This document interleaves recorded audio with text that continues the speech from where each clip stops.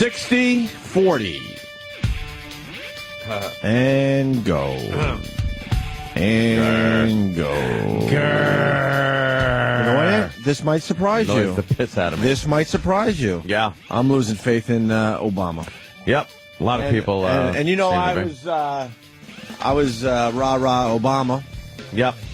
Even though I'm not rah-rah system. I hate the system in general. No, but I was like a little excited about this Obama guy.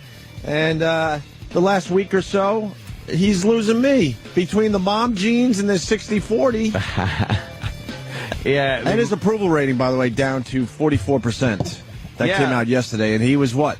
In the 60s? A mere couple months ago? He was in the Messiah range during the election. Yep. And now, some people are starting to go like, does this guy know what the fuck he's doing? We're heading toward a 60-40 split with the government, meaning we pay 60. Yep. We pay 60. We pay 60. I was getting a little nervous when it was 40. I started getting nervous when it went 50-50. Dude, it's crazy. You can't take... You can't. Sure can. That's insane. They sure can. It's absolutely insane. With his wonderful ideas on healthcare, which, by the way, I don't even think it's written. He doesn't really have an idea as to what the whole bill is about. Yeah. Even he was questioned and said, well, I have to look and see. I'm not sure of the entire thing. Oh, really? Well, but one thing he is sure is snatching the money from people that have worked for it and that they deem rich. Again, if you make over $250,000 a year in this country, you are considered rich. Perhaps in Arkansas, some other states, you're rich. I wouldn't doubt that, but you can't hold the same standards for somebody that lives in Arkansas as you can for someone that lives in Los Angeles or New York City. $250,000 is two people working their asses off to pay for an apartment, food, parking, just things like that, transportation. That is not rich. But to the people, they will bear the brunt. Do the people understand that listen to us in the smaller places that it's not a boo-hoo thing, but $250,000 in New York City is certainly not rich. You're living. It's all relative. It's barely living well, to be honest with you. It's all relative. And there isn't a relative taxation. There isn't a relative. They just look at people all over the country and say, here's the level where you are considered wealthy, no matter where you live or anything like that. And some people have no defense because, like Opie just said, you get the boo-hoo from everybody else, which, obviously if you're making $30,000 a year and struggling like a motherfucker, you're going to look and go, I wish I was making $250. If I was, I'd gladly pay. No, you wouldn't, first of all. No, you fucking wouldn't. And when it goes up to the point where the government will be taking more money home than you do, you'd have a problem with that. And but I have a giant problem with that and paying for this health care bill that he's trying to concoct, which is pure socialism. So, does Ron listen to the program? Yeah, I said I don't mind paying more, but I just said in the last week or two, I'm even losing faith in Obama. A 60-40 split with the government where we pay 60 and the government gets 40 is completely insane.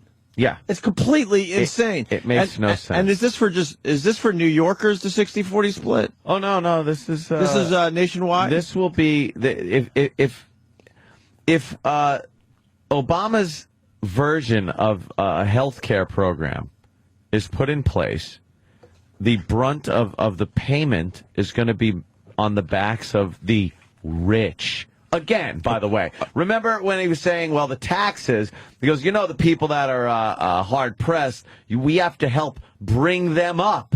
We have to bring them up, which for some reason, I don't know, I don't want to bring anyone up. Go fuck yourself. I'm not bringing people up. So now... Would you like to bring a few people up? Hey, I bring people up that I want to bring up. No, it's, you mentioned that. I mean, from my personal experience, I come from a large family. And I got a bunch of people that aren't doing too well.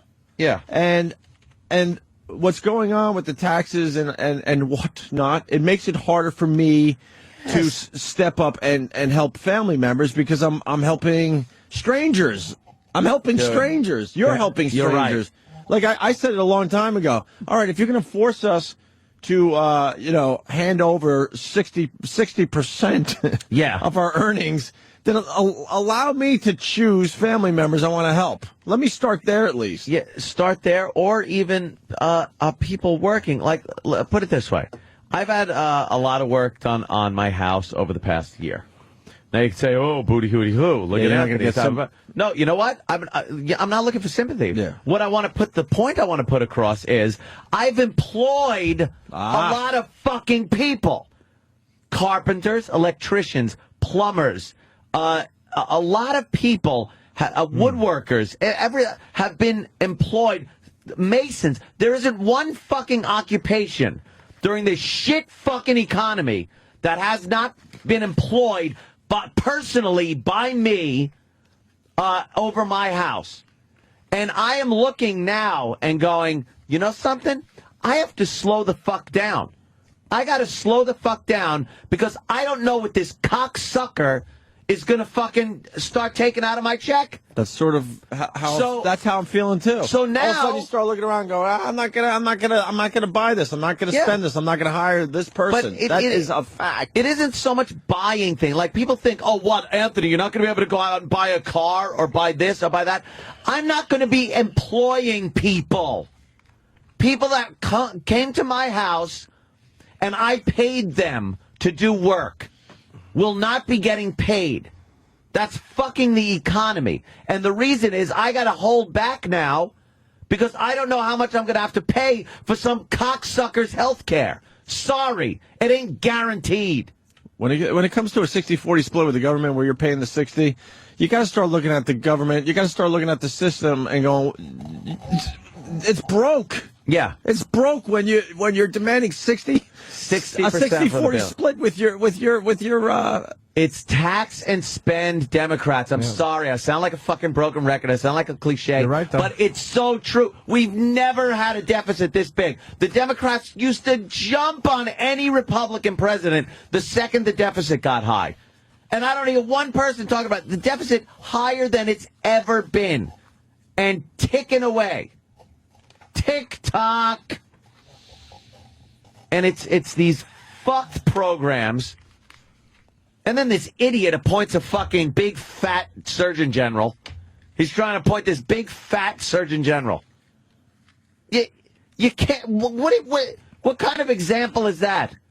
Why? Because she's a big fat black woman. Perhaps I don't know. A big fat out of shape woman. Out of shape fucking surgeon general who is supposed to be, kind of the czar of health. and people are going, dude, she's fucking considered obese. Hey, do what I say, not what I. Wait, do what I say, not what I do. Right. Yeah, still a little early. We're eat still what I say, up. What I eat. Don't eat what I eat. It's fucking end. And von Wolfgang, you could stick it up your fucking mother's asshole. Wow. Great. This rough. Is what they start with first thing in the morning. That's a little rough. No N-words employed at Aunt's house. And you know something? You're full of shit. I don't use the N-word while I'm speaking about this subject, my friend. I use it when I'm talking about fucking criminals bashing people's heads in. That's when I'll use it. But not in public. Perish that fucking thought. I use it for people that deserve being called shitheads, assholes, savages, fuck-offs. And then that word might get thrown in if deserved. But I've had people work at Danny's been at my house and watched people fucking working at my house of various ethnic backgrounds. When his eyes are open. And sexual preferences. Exactly. Wow, he's dreamy. Are you in a bad mood today? No, I'm in a good fucking mood. I bask in being pissed. Obama's losing me too, man. This guy's an I gotta idiot, be though. honest with you. I would really love to call in. Hey, give the number. Call. It's Give right the on your number. bad data. Von Wolfgang, give the fucking number. I want to hear your point. Bashing Obama. What? I don't have a right to bash? Go fuck yourself.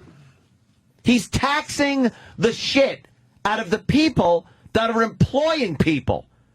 So they cannot employ people anymore. Yay! So how does that work? I'm reading your shit. Type it in. How the fuck does that work? penalizing the people that are employing people. Ugh. Had it. Yeah, he's like Robin Hood, all right. Let me say hi to Frank in Jersey. Frank. Hey, he's got me sick to my stomach. It's not like Obama's going to go away in 4 years and we're going to get this money back. Once it's gone, it's gone. So this is what these people that elected him, that were cheering, crying when he's elected, don't understand. Yeah, exactly. Once he screws it up, it's done. It's not like no matter Democrat, Republican, once they come in the office, it's not like they said, let's give this money back to these people. It's done. Yeah, then it's just done. The tax goes up, it stays there, and you're penalized for achieving the American dream in this country now. But all those people penalized. protesting were hillbillies who were just racist against Obama. Right, that's what they said. You know, when people were protesting tax increases, they were just redneck assholes that were racist. The only reason they were protesting is because they were racist. And no, they're displeased with what's going on with this fucking guy. Jesus Christ. Just tax the shit out of everybody and think that's going to help. You know what it's going to do? It's going to make everyone pull the fuck back. Me, my spending, I'm cutting it back. What am I going to do? What am I going to do now? Hire more people to work at my house? No, I'm not fucking hiring. I got to sit back now and see how much I'm going to have to pay for some fucking other guy that I don't know who the fuck they are for this socialized health care. And one thing I'd like to say, do you think Ted fucking Kennedy would still be alive if he was under some socialized health care like Canada? Right. Do you think that motherfucker would still be alive? Bullshit! But you don't think he just went to a regular one and had to wait? Please. And had to wait 6 months for surgery like they do in Canada under the socialized Obama health care program? Blow me. That motherfucker would have pudding coming out his ears in a fucking casket. He'd be dead! And ask Wolfgang or whatever his name is, if he wants somebody to come to his town and put all the money into a pot and everybody makes the same amount of money.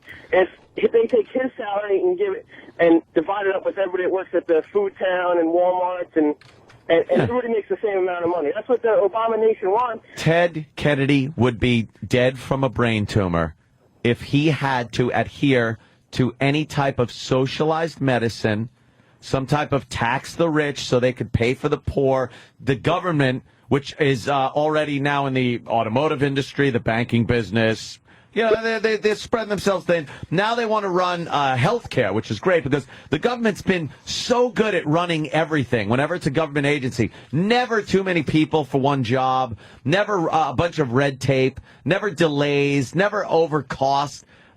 So them running the country's healthcare system is just going to be a treat. I'm not saying the one we have in place now is great. It sucks a dick. The insurance companies need to be spanked because they're just robbing people blind with the cost of premiums for healthcare. I understand that. But that doesn't mean the government, again, has to step in and snatch everything up and fucking run the show. Enough already. Enough fucking taking my goddamn money away. And rich doesn't mean you're rich forever. You know, you make a lot of money. It's really nice. You know what kind but of at rich you some are. point, yeah, exactly. Exactly. You know what it is? You make a lot of money, and it's nice. You're able to put it away. You're able to buy some things. You're able to, like I said, employ some people, build yourself up.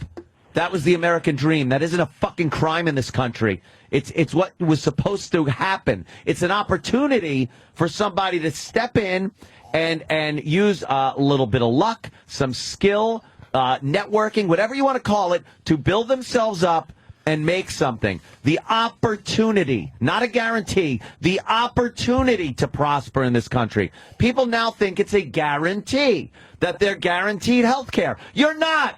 You could die on the side of a fucking dumpster, lonely and broke. That's part of it. Or you can be a very rich man that can take care of his family and other people.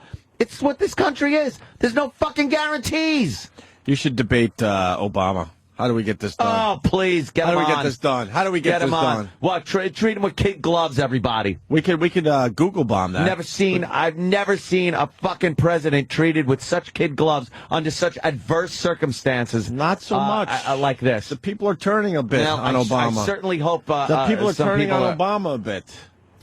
It's not socialized medicine. Oh my God. Yes, it is, Von Wolfgang. Why isn't he calling in? When people are paying, when the wealthy, as they're considered, are paying for the masses, it is socialized medicine. It is like the old communist method of everybody gets a piece of the pie. It doesn't work. It doesn't fucking work. I'm a union sheet metal worker, and in my local fund, So was I. It funds our own health care. So the people that are working are taking care, are paying for the people that are unemployed at the time, and we're always broke. The fund is always broke. We're always dumping more money into that fund. Yep. Trying to support. I mean, obviously union, and that's what it's all about. But it's always broke because we're always trying to take care. Everybody's paying for the retirees' health benefits, and one retiree. Well, retirees you should pay for, dude, because they carried the load for a long time. It's different. Retirees are different, man. Retirees are different. Yeah, it is a different story. They should, but one retiree gets cancer, and he has $400,000 in medical bills, and you know what I'm saying? So it's the same thing that Obama wants on a larger scale. If he paid in, then that's fine. There are people. I do not want to support people that did not pay into the system. There's this, like Social Security. You pay in, and then it gives you the ability when you retire to get some money. Whether it's too much, too little, not enough, whatever. That's debatable, arguable, whether it's going broke, whatever. But it's the concept of you pay in and you take out. I don't like this. Some people pay in, other people pay nothing, but everyone gets the same thing. That's called socialism. And if douchebag here that I'm reading his fuck name every 2 seconds can't understand that, when everyone pays in and then everyone can take out, that's different. It's not some people paying in to care for others and hold them up, as Obama says. I'm not here to hold people up. If they do work for me, I pay them. That's capitalism. That's what our country's based on, not socialism, which is what Obama is doing.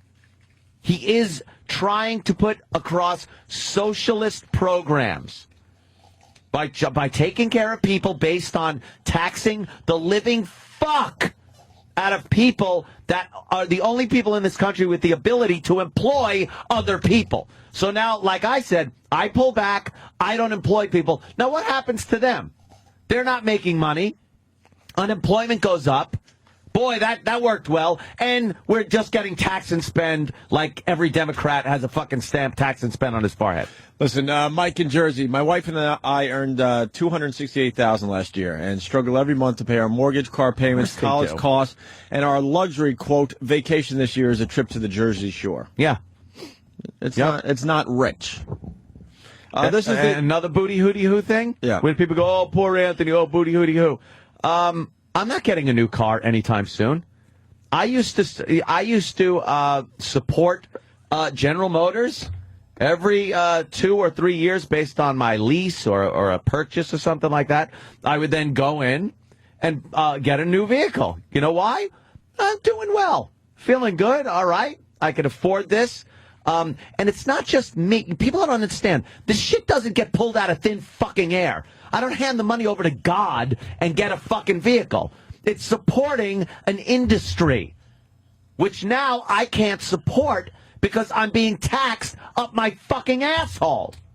So I got to hold everything back. Here's the audio that really got you going this morning.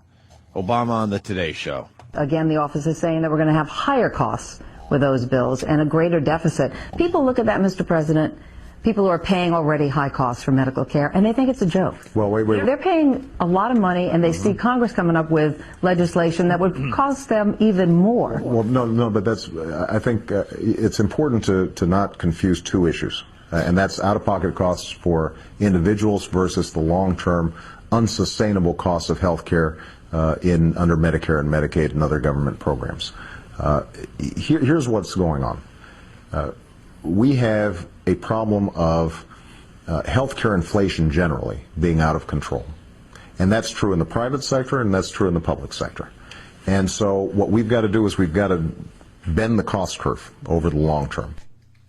That's not unreasonable. That wasn't the clip. That's not unreasonable. Well, no, we got a couple more clips here. Yeah. Not all of them have been adopted by Congress yet. But again, not to beat a dead horse here, but again, the Congressional Budget Office is looking at those bills that are out there and saying they do not contain cost. Any one of those bills, would you sign them based on what you see? Right now, they're not where they need to be. But I promise you, I just met with the Congressional Budget Office today, so I know exactly what they're saying. And what they're saying is that the cost savings that are in those bills right now, some of them may actually work, but they're not enough to offset the additional costs of bringing in 46 million new people to provide. So they won't work, in terms of reform. What they won't do is offset the fact that if you are adding additional people to the system, that's going to cost more. Yeah. At least she's asking them real questions. She's asking them questions. Mm-hmm. And then finally, it's costing One more. of the ways to pay for the health care bill is something called a surtax on some of the richest Americans, people who make more than $280,000 a year. I've never heard whether you support that or don't support that. Would you support a surtax? Right now, the House has put forward a surtax. The Senate Finance Committee is looking at some other options. What I've said is, and I have stuck to this claim, I don't want to see additional tax burdens on people making $250,000 a year or less. But, and by the way, despite all the hue and cry out there about how, Obama's becoming like a tax and spend Democrat, this is what you hear from. Isn't that what you were saying? That's what I just said. And of course, he's going to say no. What is he going to say? Yep, that's what I am. Tax and spend Democrat. You got it. Like a tax and spend Democrat, this is what you hear from the Republicans. The only tax change I've made in the 6 months since I've been here is to cut people's taxes. But would you support a surtax? Shut that off. Shut the fuck up. You're lying. You cut taxes on people that don't work. Holy shit. Yeah. Oh, what I've done is cut tax. It's a game of percentages. He can say he cut the taxes on like 90% of the population. Meanwhile, the 10% is the one that's supporting the country.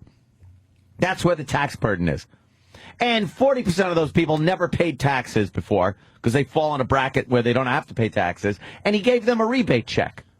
So that's his idea of cutting taxes, is taxing the fuck out of the people that are producing and giving it to people that don't pay taxes anyway. Thank you. Good job. Thank you. Like a tax and spend Democrat, this is what you hear from the Republicans.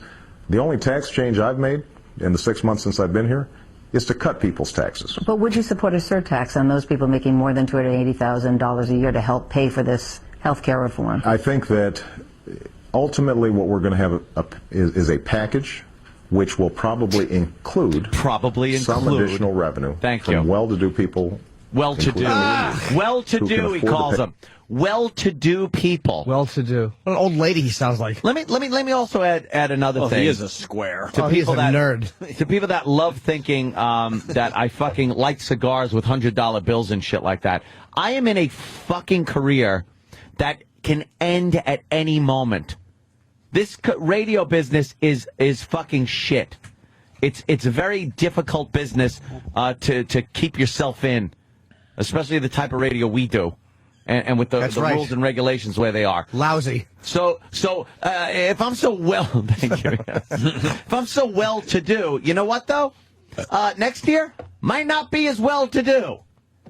I like being able to have my money and know what I can do with it, how much I can spend, being responsible with the income I've made from the fruits of my labor.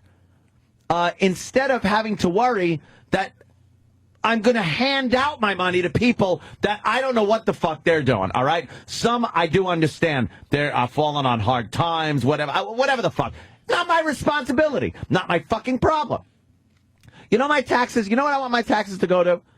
Nice, smooth Northern State Parkway. I love that Northern State Parkway is so fucking smooth when I drive on it. It's like velvet. That's what I want to fucking pay my taxes for. Most of the roads suck in this country. Oh, they can't even do that right. Beautiful. Maybe the one road you drive on. Most of these roads blow. Do you like that he didn't say lights. tax? He didn't say the word tax. He said the word additional revenue for well-to-do people. Dude, it's another. He's fucking. Read between the lines. Why would this open, honest, transparent presidency? Why would he use a phrase like that when the question was presented to him in will there be a tax? And then he fucking puts it. He says it like that. He words it in political speech that is supposed to throw you off and think, well, obviously he doesn't mean a tax. It's additional revenue for the well-to-do. Well-to-do. Let's finish up the clip here. Probably include some additional revenue from well-to-do people, including me and you, who can afford to pay a little bit more so that working families, people who are going to their job every single day, can have a little more security on their health. So that means yes, Mr. President? It means that is one option among many, but what levels that's going to be at, where it's pegged at, all those details are still the main option, though, obviously. And that's already leaked out what it's going to be. And so just don't be honest. She goes, does that mean yes? Well, I want to keep my approval rating above 40. Anyone that thinks that he's not a really good politician, though, they all answer questions the same way. Stop. She asked a pretty direct question. Yep. And he wouldn't just say yes. Under certain circumstances, I would support that. Nope. Not the word yes did not come out of his mouth. No. And can I read some instant feedback? Please. Next year, tell Crybaby Millionaire to save some money then. Save some money. That's what I want to do. And that's what I'm doing. And that's why I'm not employing as many people. I'll throw you some phone numbers. Get that guy's info. I'll throw you some phone numbers for carpenters and masons and plumbers and that. And you could call them up and tell them that the Crybaby Millionaire isn't going to be hiring them. And maybe you could throw them a few bucks, you motherfucker. Anthony, tax those producing. What do you produce? That's Nate in Florida. I produce jobs for people, idiot. You fucking moron. I produce jobs. I've kept people working for the past year and a half. I've kept people fucking working. What a dumb what a country of fucking dummies. You're fucking all stupid.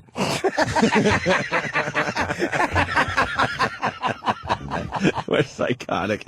Praise Anthony. You are a voice of reason. We'll throw that one in. But then we go I wouldn't back. go that far. I think Anthony's right, but a voice of reason. Then you got Then you got Lou in South Jersey. Anthony, you're a blithering idiot. We're all paying for people without health insurance now. Why the fuck do you think health insurance premiums go up 50% every year?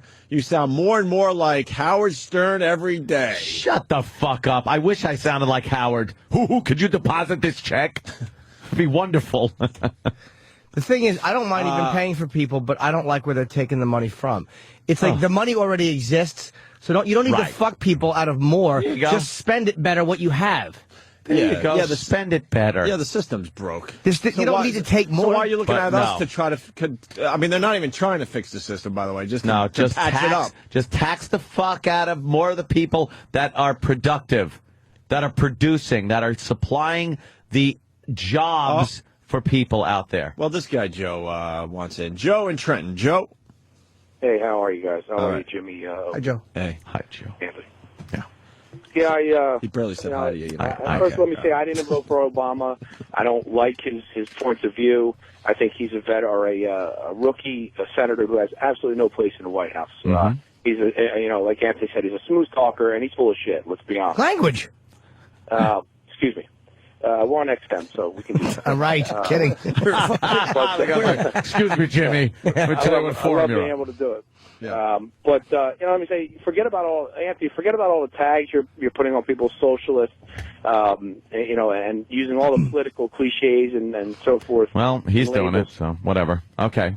You are to a certain extent. Okay, I'll Although whatever. I agree with you, it is the land of opportunity. It certainly is. I mean, I've worked my ass off for 20 years as a utility worker. I don't have that much to show for it, but let's forget about the tags. It's a humanistic point of view. I mean, if you're going to point the finger, let's point the finger at excessive government. Let's say, okay, instead of taxing people, why don't we get together and say, look, you're going to cut your fat. There you go. Like Jimmy said. We were just talking about that. I got no problem with that, Joe. And that's where I'm at. Joe, I got no problem with that. I'm not a Michael Moore fan, but I did watch Sicko, and I'm sure it was slanted in some direction. You think? But you know what? It wasn't a complete work of shit that had no accuracy. There were things in that you watch and you go, you know what? Because a lot of insurance companies, who really are the ones responsible for jacking up the rates because of a lot of lawsuits, are kind of vultures. Yep. We have, in a way, turned into a country of really, like, who don't give a fuck about each other. And there's a balance between, I'm not going to pick a guy up who's a bum and carry him, and really just telling a working class family to go fuck themselves. There has to be a balance in there somewhere, I think. Exactly. I mean, you can't choose your station in life when you're born, when you're a child, the innocent child. And Jimmy's right. You know, you have to look at these fat cats and look at the waste and look at our government, how dysfunctional it is, and wonder, when is it going to stop? Is it going to implode eventually? And hopefully, just like the Constitution says, when are we going to rise up and say, wait a minute, this is ridiculous. So why are we putting up with this anymore? Well, look at what happened. Excuse me, Joe, for 2 seconds. Look at what happened when people did try to rise up and protest the taxes. Yep. They were called racist. They were called hillbillies, out of touch.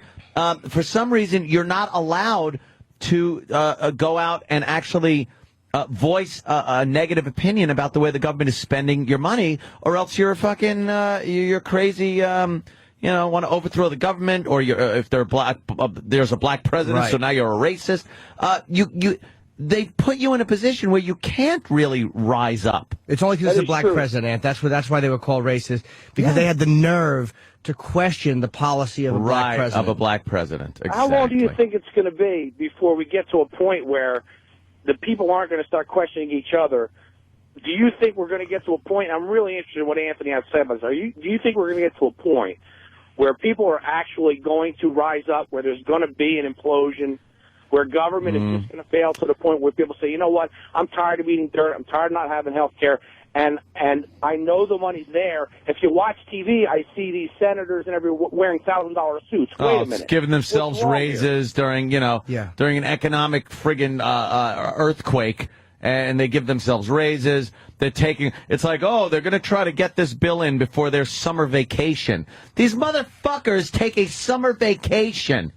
Who the hell, who voted on that? What guy that represents you would you then vote for to give him a vacation? We're not even allowed to take a summer vacation. These fucking guys. I think we're allowed to squeeze a weekend. These guys squeeze a whole. Their session will come back. They're just gone. And to take a vacation when the country is in financial turmoil like this is just outrageous. It's not a dopey radio show taking a week off to fucking recharge the batteries. These guys are supposed to represent us, and they are not. I think if we took a summer vacation, our listeners would survive. But survive. They'd be happy. The citizens of America, they need their government in place, especially during hard times. Yeah. It's the whole thing is a complete joke. That's where I stand. It is. Every one of these politicians is a joke. Yeah, but it does help to attack back, because it does help, especially what media is now. It's like if you're attacking accurately, people do hear it. I mean, you have to fucking fire back. You have to. I realize, guys, just last thing. I realize, our forefathers were the majority of the forefathers were wealthy white landowners. Slave owners, fuck them too. Okay, you know what? But their point of view, their actual reasoning for the development of our country, was altruistic. It was real. It was, you know what, though, dude? And look, of course I love this country, but we have to be very honest and realistic when we look at that. I've had enough of the forefathers. A lot of them, I'm sure, are very good people, and a lot of them were really just fucking pricks. Let's be very honest. They weren't out for the regular guy, dude. They weren't. Books are just books, rewritten and rewritten and rewritten, and eventually, some guy who most likely was an asshole slave owner is all of a sudden this hero, and I believe that. We all know that. We know people as they are. Yeah, a lot of them were asshole slave owners. I feel like instead of labeling things, we really should look at where the source of all these problems is, and that's our goddamn piece of shit government. Well, that's part of it too. But you have to look at it too, like. it is easy to blame the government because they are the quote-unquote machine. But you know what? The government is not the one filing the frivolous lawsuits. I mean, it really is. Carlin had a brilliant line. He was talking about people in the government. He goes, that's the best we have to offer. Garbage in, garbage out. And you know what? The government really is a reflection. It's not these awful people reflecting wonderful Americans. We really are self-centered and greedy in a lot of ways. But the whole thing of them representing the American people has just turned into something completely different. Yeah. They do not represent. When you look at what your politicians are doing, you cannot figure out who they're representing. It's not the masses. Like, who votes for those things? You look at a bill and go, that isn't representing me. That isn't representing another guy that's working for a living, middle class, lower class. It's representing that motherfucker that's writing the bill and getting him reelected or getting him more money or getting him favors from another place. That has to stop. But one thing is, how do you, as a politician, how do you do it right? Because, like, look at the radio show. They're pretty much majority of them listening are fans. Like you say, they're all Democrats, they're all Republicans. Half of them hate every bit we do. Oh, exactly. Half of them love it. It's almost like, how do you represent people when everybody is so completely, even people on your side are so completely fucking different? Well, that's just it. I guess you're probably trying to represent the majority of your constituency, but from what I see, they're not even representing that. Like, you read some things that get passed and you go, no one would vote for that. No one's going to vote for more money for my representative. No one's going to fucking say, I agree with that. We got Patrice on the line. Patrice O'Neal, everyone. What's up, Patrice? Hi, Patrice. Hey, good morning. My co-star in the new upcoming film. Hi, Patrice. Well, I'm keeping that on the L there, buddy. You never know. So, I called to say that I agree with Anthony. Thank you, sir. Almost 100%. But the problem is, the two things. One is that this is not about money, because money, they're just printing money. They're printing up, $780 billion here and there. And what they're doing is, it's easy to attack people that the masses don't care about, or they hate, which is the rich. But it's just to keep them off focus, where this particular government right now is trying to take over industry. They take over the cars, they're taking over houses, they're taking over health insurance, man. Taking over health insurance has nothing to do with money. It has something to do with people. They trying to clear people out of here, man. They trying to let you see what's happening in England and these in Canada. The government decides who lives and who dies, man. Yeah, exactly. See, thank you. You're right. But well, hold on. I agree with that. You're talking about. Let me ask you something, Patrice. You're talking about them taking over the industry, and Rush Limbaugh talked about this too. Them taking over the banks. When someone like GM or some company goes, bail us out, and they go to the government with their hat out and they go, give us money, and the government gives them money. And what they do with it is they wind up bonusing, like I think AIG did this. They wind up bonusing their executives, and the public goes, we want these people shot. The government steps in and goes, we'll give you money, but now you have to say... Let me say this, though, Norton. They bonus dictators when they take over land in other countries. They give money. See, they give money to people that help them out. They give money to dictators who kill their own people and help them sell their own land to the government. That's the same thing they do to GM when these guys help them in this takeover. They go, thanks. It's a kickback, man. They're all in cahoots, man. Patrice, let me throw this in though, because a lot of people got mad at them bonusing some of the executives in these companies that were bailed out. But let me put it in terms that I think we can understand as a show here at Sirius Satellite Radio. That used to be, XM. What if, Opie, they bonused, the satellite industry has gone through some dire straits financially. I don't think it's any secret. What if they bonused Elo to keep him here? And Elo is a very good guy, man, very good for the job, but he was offered a better job, a higher paying job with more security. Right. Now, they were saying they're bonusing some of these executives because they're going to fucking leave and leave a void of management whether it's good or bad, I have no idea. But this void of management that they can't afford to just lose and have to find new guys. I would rather them have paid Elo more money. Sure. And given him job security to keep him here. Well, we also know that most of the management in the radio industry, they're shit. But I mean, that though was their excuse. Right, I'll say excuse because I don't know if it was. I don't know that industry. Enough. They're going to lose some very important people. I don't know the industry enough to know whether it's a good or bad. We could talk for the radio world, but yeah, that would have been good. I would love to see half of management be kicked out the door and their big salaries, and especially bring in radio at the old place. Exactly. But especially at the old place. That's not simple. That's not simple enough for what's going on. The reason it's easy. It's the Robin Hood thing. You need the masses. You need a majority of the people to support what you do and to support taking over an industry. Mm-hmm. What they did is they go, we're going to get these rich assholes so that the people that's walking around that really don't look further into what's happening go good. And they just look at it like robbing from the rich to help everyone.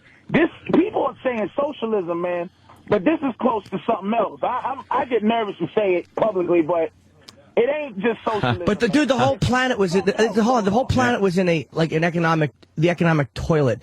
And what happens is a GM really was, or all these other places were in deep financial trouble. Factories were closing, people are getting laid off. The reality is it was happening. But is the answer a government then taking over and owning a majority share in this company? What's the option, though? The option is you let them fold, and Okay, then fair another industry comes from that vacuum. Then people can't complain. Okay, fair enough. But then people who are auto workers who can't complain that all of a sudden 50,000 of them are out of work and have nothing. Well, then let them talk to their union delegate and say, why am I out of a fucking job now? Well, because you demanded fucking $90 an hour to stand and work a fucking spot welding machine. It's all horseshit, though. If they said to you, this is, 80%, I'm just making up a number, but how many people do you think would think the economy was better if someone told them it was? If they got on the news and said the economy is better, most people would spend money because they was told that. People you're right. As smart as you He's right. think they are, man. Yep. No, believe me, I know how stupid people are, and they're sheep. And you're absolutely right. And to panic on the news sells a lot better. So to make it seem like, oh my God, we're on the brink of disaster. There's worldwide financial trouble. Things are actually starting to bottom out, as they say, turn around. And I think we're not seeing the same, the news really pounding the fact home that, oh my God, we're in dire straits. And people are kind of spending a little more money. And Anthony, you said the unions, and look, the unions overextend sometimes. Yeah, but the unions' argument would be, look, we have taken pay cuts. They have at times taken pay cuts, and what they say is, who is telling executives to take pay cuts? Nobody. So here, the union takes a certain hit, and then meanwhile, these scumbag executives are bonusing each other. So then the government steps in and goes, if you want more of our money, you're not going to bonus it. Well, then let me answer that one. Then the same thing. It doesn't matter if it's the executives or the workers and their union. Too much money goes out. The government doesn't step in, and the company fucking folds. And then another company comes out of it that goes, all right, we can do this cheaper and better and here, so let's fucking do it this way. Mm-hmm. And perhaps they should be given tax breaks. But instead, you're right. Taking over industries one by one. Yeah, but instead of letting the company fold and then letting the private sector business step in and fill that void with another company employing people starting from scratch, the government steps in and owns the company. Well, that's insanity. The government didn't do it by force. Anthony, the void is because, look, let's say that they let that happen, and some other guy has a better product. But as long as they're telling everybody, all right, that you have no money, they're telling us that we have no money, all they got to do is now take over whatever the industry they want to and then go, hey, we got money. That's it. It's completely acceptable now. You're right. It's completely acceptable now. The government has made it where people don't get surprised that they now are owning private fucking companies. But the government's not running. Companies. The government's not running in and taking over these things. People are going to them begging for money. But it's they're like giving it to them. Companies have begged for government bailout money for years. Look at Chrysler. Years ago, when Iacocca was in charge, he went to the government. The government gave him money. He paid the government back with interest. It was a loan. This government is coming in and actually taking part ownership in the company. Didn't they give money to, like, I think it was AIG? Yeah. They gave money to AIG, and what AIG did was the amount of money that those motherfuckers and I mean, I understand keeping a guy like Elo. No, you're right. But it was disgusting, and the people were like, what are you doing? Yeah, so then the government's like, okay, well, if you want more money, this is how it has to be, because you cannot be trusted to behave honorably. There's a balance here. The government is not... I don't want them running everything. You're giving them a lot more credit as being just we were put in this position where we had to do this. It's a very calculated move based on opportunity. There was an opportunity that they saw and went like, wow, we can start scooping up these companies. And the government running a publicly traded company is crazy. The plan for all of this is sticking it to people with money. Like, that's the front. Right. That's the... We're going to get you, rich people. Right, and everyone can get behind that. Can go, yay! Right. But now, when you get this public health care, look, our health care system is an unfair system, too. But what it does is it allows you to live if you have the ability to live. A government-controlled health care system they equate whether you're worth keeping alive. If there's some Indian kid that's born with another kid attached at the asshole, they don't fly to fucking, Romania to get him cut in half. They always wind up coming to the United States. Heart problems. They come to the United States. A child has a brain tumor. They come to the United States. You know why? We have very good health care here if you can afford it. And there are varying levels of health care, and you are guaranteed the right to health care in an emergency room. In those circumstances, if you go in, it's not going to be, man. It's not going to be free. Absolutely, dude. You might, but I mean, I used to think, hey, my mind moved to a different point of view, man, and it's not because I give a shit about rich people's pockets. It's the government controlling everything bugs me. This is not... Yep.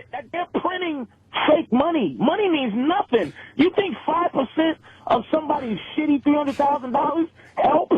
Fuck no. It's just taking over, man.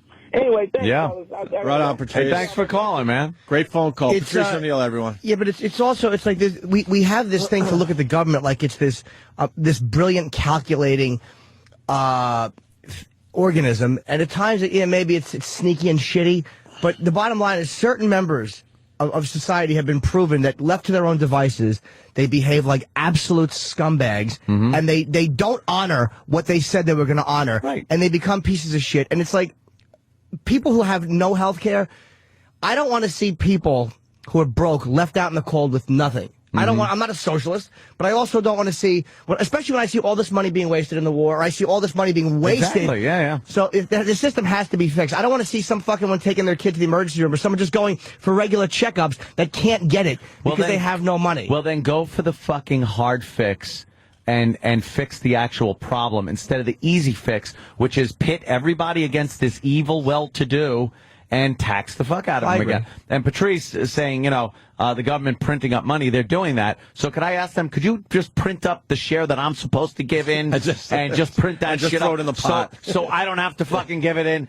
And somebody, I'm reading down here in the feedback, basic health care is a basic human right.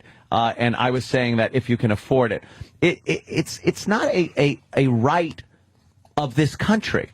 There's no right to health care.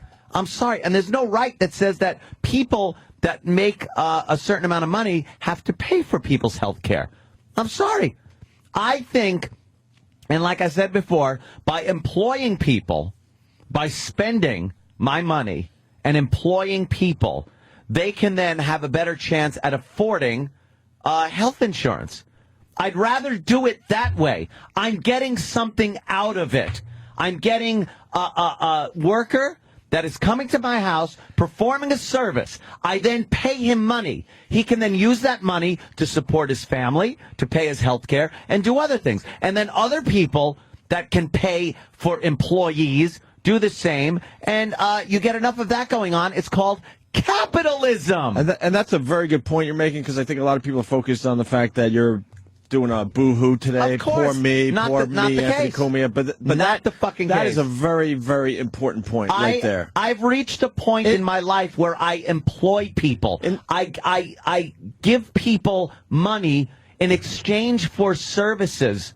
I don't give people money for fucking charity, although I do at times, of my choosing and what I deem worthy of my charity. Let me read a couple instant feedbacks. I make $90,000 a year driving a truck. I pay $35,000 in taxes. This is something that is lost in this whole discussion, by the way. It's not just over $250,000 being raped by the government. See, in his world, he makes 90. He's paying 35. Right. That's killing him. That's a huge percentage. That is That's huge killing percentage. him. That's over 40% of his money. Huge percentage. And now we're up to a point where if you're making over $250,000, you're now giving a 60-40 split with the government. You're going to where you pay the 60. Yeah. The problem is the money they have, they're wasting. They're wasting it. The system's been broke for many fucking But it's years. like we get mad at poor people like who want health care, who really aren't leeches or pieces of shit. It's almost like we have now focused on them and go, fuck them, they're leeches. But a lot of them really just can't afford it. It's like the focus should be on the fucking mismanagement of money the government already does have, not the people who need health care. The government failed those people a long fucking time ago. Let me tell you another thing, though. Time ago. Just like there is waste in the government, and just like the insurance companies like to pretty much extort money out of people, and just like the lawyers like to grab onto these lawsuits that make it so the insurance companies now have to charge a lot of money because they're being sued every fucking minute by these shyster lawyers. Members of the public, yeah. There are also people that are don't have health insurance because they're fucking living beyond their means. Of course. They're living beyond their fucking means. I saw a video yesterday of a grocery store in Detroit at the first of the month when the food stamps come in. And holy mother of fuck. These people came in complaining that they can't feed their kids. One woman had, I believe, 6 children. And she said, I can't feed my children. And she goes, I don't eat so I could feed my children. This woman was 230. She got to be 230 fucking pounds. With 6 kids. Fuck you, you don't eat. And then there was another woman with these giant earrings and very nice fitting yellow suit jacket. And there she is with a pile of groceries in the fucking cart and on the government till and bitching about it. That is annoying. That's annoying. Fucking annoying. But look at what happens when the government gave money to these companies and the amount of money that they fucking just handed out to people who didn't deserve it, to people who had fucking Armani. Dude, she's wearing an Armani shirt. It's probably a bootleg. Whatever. You know something? It puts across a bad image. You're right. And it she is annoying. said she isn't eating because her kids eat. Look at her. It's annoying. Get out of here. But she, Look to at me, this fat fuck. She's not the problem. She's annoying and she's a problem. She's part of the problem. But she's not part of the problem. Part of it, but not the main part of it. I don't want to pay for that. I agree, but I don't want to pay for fucking. I don't want to see the government giving money to a company who is bonusing these fucking scumbags who refuse to give the money back. Who the company takes a bath and these bags of shit are still getting bonus because we see how management works. Yeah. They never fire each other. That is a huge problem. It's a much bigger problem than that fucking dumb bitch. I don't know if it's much bigger. I think so. It's huge. But that is also huge. Oh, get to the part where the guy with the fucking $200 sneakers is asking the cameraman for fucking money. It's a hoot. It's a hoot. You don't get penalized for being irresponsible in this country. No, you're allowed to have as many kids as you want. You can do whatever the fuck you want. And then we have to pay for your kids. Stop with the somewhere fucking along the line, 6, 7, 8 right? kids. Somewhere along the line, you have to take responsibility for your situation. It's unfucking believable. Poor Michael Jordan's on food stamps, and he doesn't even look good anymore. This guy, Michael Jordan, here he is. Listen to this guy. How long do they last you? I say out of a month, about 3 weeks. What do you do that last week? We got the bus, we got to eat these noodles. That's why we get a lot of noodles. We got to get a lot of oodles and noodles. So the beginning of the month is meat, the end of the month is noodles? Yep. Look at Every the month bacon. is like that? Look at this shitload of bacon Is in it the front of that worse fucking now than it car. used to be? Dude, I can buy whatever I want at the grocery So how store. often I've are never you had a using shopping noodles? cart that full in my life. I swear to God, that is like, holy shit. Wow. That's irresponsibility right there. Dude, that's exactly what I was thinking. unbelievable. And the comments on the video I was reading is like, I have never had a shopping cart that full For in real. my life. I went shopping yesterday. It was maybe a quarter of a shopping cart. Yeah, but because there's fucking like that 6, 7, 8 kids a clip to these families, yeah, they run out of fucking money and food. You're being irresponsible. You're living beyond your means by having too many fucking kids. And I'm with you where you say, you know, that some people are down their luck and those people should be helped. But then there's the other side of this where this is ridiculous. Yeah. Why do we have to bring these people up that aren't even responsible I enough don't want with to. what's going on in their lives? A couple more instant feedbacks. Greg and Tony in Hop Hog. Oh. I make $42,000 on Long Island. His 60-40 makes me not want to make $250,000. Yeah, right. So here's another side of this. So there's people coming up. They're like, why bother? Well, why would I and want to make more money if I'm just going to get taxed on it? And that is an exact a problem that happened in the Soviet Union. There was no incentive. There has to be an incentive to succeed in this country for continued success. Incentive is very continued success. I realized I said that right when I said it. Incentive is very, very important. Incentive. That's a very, very important You word. don't want to be villainized. You don't want to be penalized by becoming what this country was built on. And it takes away the ambition of people to want to get to that point. Carolina man, South Carolina. Opie, I hate to say it, but it's true. Anna's right. I voted as you did. I didn't vote, by the way. I have no problem saying that because I believe in the George Carlin line about what was it again? I'm dead. I'm part of the shit.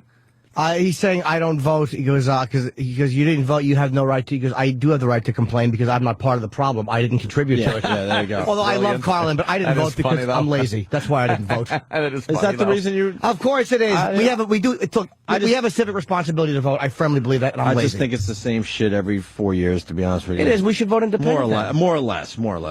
I voted as you did, and now as my wife and I are about to be considered rich. Quotation marks. Go figure. We were house shopping and car shopping, but not anymore. Yeah, that's what it is. I think you're talking more for the people today, Ant, that are below you, for real. People don't understand that. I mean, you're not frustrated, and you should be, but in the end, you're going to be okay. But what you're making a very good. Yeah, you're making a very good point for the people definitely below you. That's where it's going to really, you're going to see the difference. That's who gets affected, and people don't realize this. And I said this, dude, I was saying this before the election. People don't understand that these well-to-do that Obama is talking about are going to hold back money to see how badly they're going to be raped, and they are the ones paying people. I'm not talking about goods dropping out of the sky and landing in my driveway, in my backyard, shit like that. I pay for this. I employ people. I don't fucking put the shit in myself. And even if I did, I'd be paying people at like Home Depot and Lowe's and things like that. It makes jobs. Yeah. Let's go to Andrew in Brooklyn. The Andrew, Space Shuttle Endeavor. Oh. Andrew. What's up, Andrew? Something I got to quickly tell you about the health care, nationalized health care.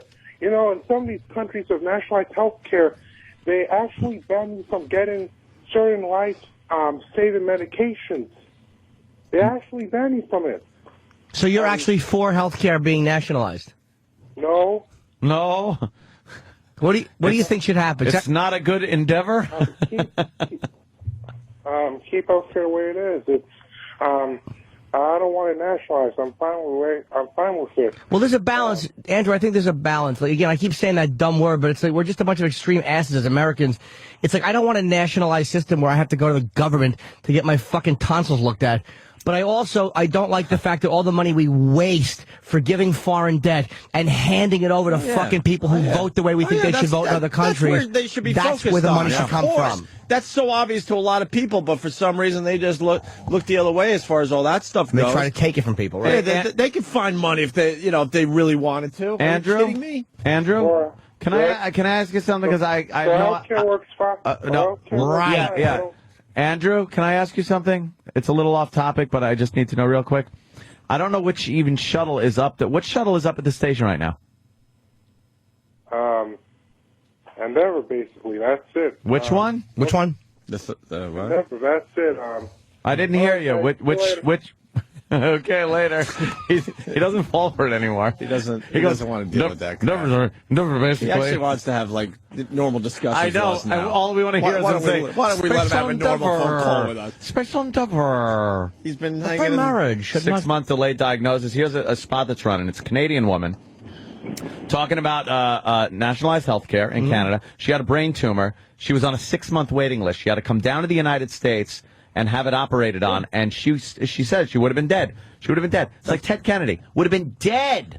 A lot of these people have to wait. But, Anthony, that's just one isolated case. Well, of course it is. All right. Yeah. The thing is, we got a guy coming in, actually, that's going to debate Anthony on... And Mr. Canada is just shaking his head. We got a guy that's coming in that's going to debate Anthony on health care. Well, What's his name, Dr. Carroll? Just play the tape from this morning, and I'll just go home and he could debate the tape. But wait, something like that, like people having to wait for health care. If you're paying into it and you have your own health care, why would everybody be forced to do that? Like, I don't mind that if that's the option for somebody who has no health care at all.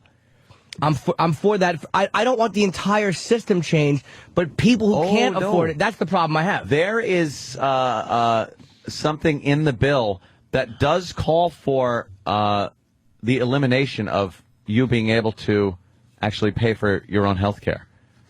And Obama said, I don't know all the ins and outs of the bill, which is really kind of frightening. But, yeah, that would never go through. I understand that. Anthony, Joe Silver in Jersey makes a very good point, even though I've never seen the instant feedback hotter or the phones ring more. Oh, my God. He writes, because he knows, go back to talking about tits and internet videos. Anthony going off on his fascist rants are the worst part of the show. Thank you, by the way. Thank you. I take that as a compliment. And then he goes, guest on Glenn Beck or some shit like that if you want to bitch.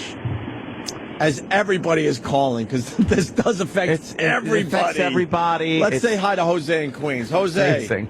People. Hey, what's up, guys? Hey, Jose. Listen, I want to touch back on what Anthony was saying about the grocery shopping. Yeah. Now, I work every day. I install elevators in the city, and I bust my ass. Yep. That industry's up and down. Actually, it's pretty good. God. I like it for the way you meant it. That sure plummeted down the elevator shaft. Go ahead, Jose. So you work your ass off. You're in the elevator industry. What's up? Yeah, right. I got 3 kids to feed. I work. I do what I have to do. I go grocery shopping. Now, this is during the wintertime, and this pisses me off every time I think about it. I'm in the supermarket. This lady pulls up. She's got 2 fucking shopping carts full to the gills. So she's got 4 kids, and she's pregnant. And she pulls out a fucking WIC card. I wanted to tell her, you should say thank you to me and every other hard-working guy in the fucking city. You know? Yeah, a lot of people get infuriated by that. There's an overindulgence that happens that I just don't understand. I was brought up legitimately poor. I mean, I've told a bunch of the stories on the air. And I'm one of 7 kids. Not one of us was overweight because we couldn't afford to eat. It was a little rail. I was like the kid that had the shit that after everybody was done wearing it. Right. Yeah, and now I got it. You know what I mean? And we were just above like the whole food stamp thing. Above. We would have been better off if we were poorer. Exactly. For real. My mother. So my dad and my mom should have just said, you know what, fuck it. We're not working anymore because we could probably raise you better if we're poor. If we're just poor. My mother did the same thing. Raised 3 kids, single mom. And, we always had a roof over our head. That she worked her ass off and always had food, things like that. And it was, because she fucking went out and worked like 2 jobs and knew what she had to do, knew her responsibility. There is a point where you have to take responsibility for what's going on in your life. I understand the high. I mean, we went through stages where we weren't sure if we were going to have electricity the next month, and we weren't sure if we were going to have enough food to eat for real. And then my dad would hit because he was kind of like an entrepreneur, and then he would do well, and then we did okay for a while, and then the money would trickle out, and then next thing you know, we're wondering, what bills weren't going to be paid and how that was going to affect us. I want to read another thing from this idiot. There's a lot of little companies that are staying alive from the Obama money. What, lemonade stands? Because the little companies, I am a little company, idiot. Do you realize I'm a small business? I'm a small business. I'm a small business. And we have a business together, too. Yes, and with that we do. And we employ people. And I just told you something. You say there's a lot of little companies staying alive from the Obama money. Well, let me tell you something. I'm not spending money hiring people now. So in order to keep my company alive, I've had to pull back and not spend as much money on workers. So how is that helping that guy's company, that guy's little company, his carpentry company, his woodworking company, masonry, plumbing? How is that helping? How is Obama's plan helping those companies by me and other people like me not paying them and not hiring them? You're talking out your asshole. And Brad in Minneapolis, he writes boring. How about you play some commercials? Attaboy, Brad. Wow. People want to hear commercials? Does this look boring? Do I have to tweet the phones and the stack of instant feedback that I'll never get to? You're going to get one or two people that do I have to tweet this? They're just fucking jerking off all day long like monkeys. Just sitting there jerking off. Talk about a tit. Why didn't that guy call in? And by the way, it's a very small I think he did. I don't know if he... I think he tried. I saw his name up there. They can't get in. I know. I got to keep hanging up on people. Get his number. I've been hanging up on people, and then people take their place immediately. By the way, that's a small percentage of the people. I don't want to misrepresent. Of course. Most people are way in as far as what we're discussing right now. Keith in Jersey, Niagara Falls, excuse me, he writes, "Oh, well, time to walk my dog. This is shit." Let me say hi to Mike in, where are you, Mike? Mike? Good morning, boys. I'm up in Haverhill, Mass. And you know what fucking drives me insane is the amount of money and the amount of housing we have in Haverhill, Mass. I drive through those places, they're giant. And every one of them has friggin' Escalades and Mercedes and Beamers and 4 fucking kids. And I work my ass making $45,000 a year. And these guys killing me with their fucking gold rings and their jewelry and their Escalades, fucking with 24-inch rims. All right, we got you. Them houses and money and this shit happens. Where's the overseer in that shit? Yeah, well. Oh, fuck. All right, boys, I'm out. That just drives me insane. Good description of Haverhill. All right, well, I mean... The phones are just lit, but I guess we got to take a break. We can continue, obviously. And Doug from Charleston, I just saw that highlighted. It is true. Let me go to it then. Yeah. Go ahead. Hi, Doug. What's up, man? Hey, how's it going? Hi. I saw your... I think the reason why why there is a summer break is because senators and the House people were supposed to have fucking jobs. That's how the country was founded. Oh, you know something? Yeah. Wait, what happened? That is true. They were supposed to, take care of their farms their and crops, their crops and shit like that. Wouldn't it be pretty much when you're bringing in the crops? Yeah. So they take their break. So when the world developed or the country developed, they ignored the fact they don't need to take that time off anymore. Exactly. Brilliant. Exactly. Who wouldn't do that though? And originally the Senate was supposed to be appointed by the state, so that way you would have a direct state representation. Yeah, you just now don't have basically that. we have 2 houses. It's all crap. Yeah, you're right. So. But I like your point though. Where in the Constitution does it say we need to take care of? It doesn't say it anywhere. I mean, this whole feel-good attitude that Jimmy got. I mean, that's okay. Dude, it's not. Hold on. It's not a fucking feel-good attitude that Jimmy got. It's not about that. It's about. I don't like to see the fucking the money just wasted. And I'm not. Believe me, I'm not a particularly liberal guy. But I don't like seeing money wasted. Feel-good attitude, don't you? I just don't like seeing people who can't afford to fucking get taken care of. And meanwhile, I see our government forgiving foreign debt and giving money to other countries because they make a decision to do something that we ask them to do, foreign policy. You know what I mean? That sickens me. Jimmy's right. People that need help, make it in this country. I grew up in a podunk place in West Virginia I joined the Navy, put myself through college, and now I'm doing well. There you go. Dude, fair enough. Cry to me. They can kiss my ass and just starve to death. But there's a balance between, okay, well then, so you joined a fucking organization where you're probably going to have to go, you could possibly have to go and fight to the death for people, and then you go, fuck them. I mean, it doesn't make sense, that attitude, dude. It doesn't make sense. Hey, look, I'm not saying it's an easy road, but I'm saying it's a road people can take. I'm not saying... Right.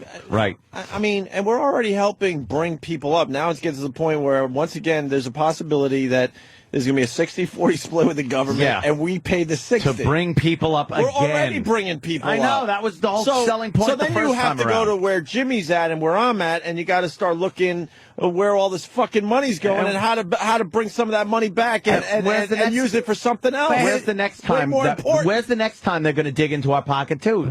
Think about it. They should have never got the next time. But how about the Navy guy? How about people coming back from Desert Storm, soldiers who weren't getting proper medical care? That's bullshit. I mean, but as far as the VA goes, I'm all on board. Right. I'm completely on board to taking care of them. But they put in. No. You're not. What I'm saying is, dude. What I'm saying is, even they weren't taken care of. It's gotten so despicable in this country. Even the fucking veterans, guys who are fighting, weren't taken care of. It's fucking despicable. The money we give is being wasted. I don't want to give any more. I pay enough in taxes. Right. The thing is, and I understand what he was saying, though, is and I keep reiterating this, this country is the land of opportunity, not guarantees. And there's this sense of entitlement that people have that they actually believe that it is because people are dummies that have no idea what this country is founded on, is built on, what the Constitution is, what is in it, and actually believe that there is a right to health care and to that, and if they don't have it, that it should be supplied to them by the government, which in fact is us. It's the tax-paying people. It's not in there. But how come we're not as mad at money being wasted? And again, I know, but at money being wasted on the war. I think we are. But what do you do about it? There's nothing you can do about it. You can't rise up or getting shit done in this country. You can, though. You can't just sit there and we can't do anything. We can either vote or complain about it. I mean, you have to talk about it. You can't. We're not just units. I see the same shit happening year after year after year, and we're voting and yelling and screaming. But we need to vote for a third party. They probably laugh at us. When we try to rise up, they laugh at us. At you. I'll go, oh, that's cute. What, sir? I think the problem is we establish a precedent, with welfare and other stuff that people are just going to be taken care of. That's a talk about a good social experiment. Welfare is that. Name one person that comes out of welfare and thanks welfare for where they're at today. There are. You're right. Welfare. The welfare system is not a good system. But I'm not talking about, hey, let's just keep giving money to people who have 8 kids. It's coming back, too, by the way, welfare. They're raising that up for the first time in probably, I think... Well, like you said, let the companies close. Hey, let GM fold. And then all those people, like, what are they going to... What is a guy who's, like, spent the last 10 years working hard and being a fair, fucking honest, tax-paying guy? These companies just shut down.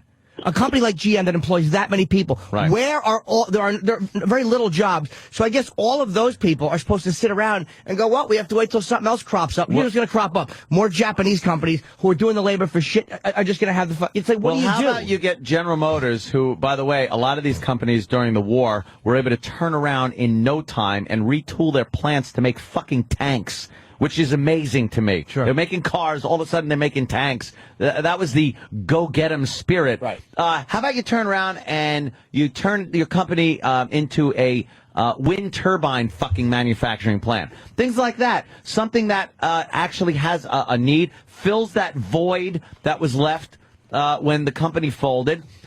Builds a city back up with industry, shit like that. Because all those contracts have probably been given out. Like all the first of all, we don't use tanks like we used to. It's mostly. I was just making a point that it can be done. You can turn a company around. A General Motors wasn't making a lot of cars at that point. They turned around and were there for the military. But I'm sorry, but the labor force, it's hard with labor force because a lot of jobs are lost because of computers and technology, things that really have nothing to do with people. A computer can do what 500 people can do. It's like, what do you do for the labor force that's just lost? It's like, it's easy to go, well, fuck them, they have to find something else, but it does hurt the economy and it does hurt us as a country with guys who work for 10 years on an auto line who are great at that. It's like, what do they do if the company just fucking falls apart? But the government isn't fostering these new industries and new companies to come up and give them the tax breaks so they can build these plants and retool these plants of outdated products. And then you got a city like Detroit that is just fucked now. Yeah. The auto industry has been the backbone of Detroit for, as long as anyone could remember. Sure. That's over. That's over. So now figure out what else to do. Don't just sit there and put your hand out. And I'm not talking about the people. I'm talking about the companies. Don't just sit there and put your fucking hand out. Think.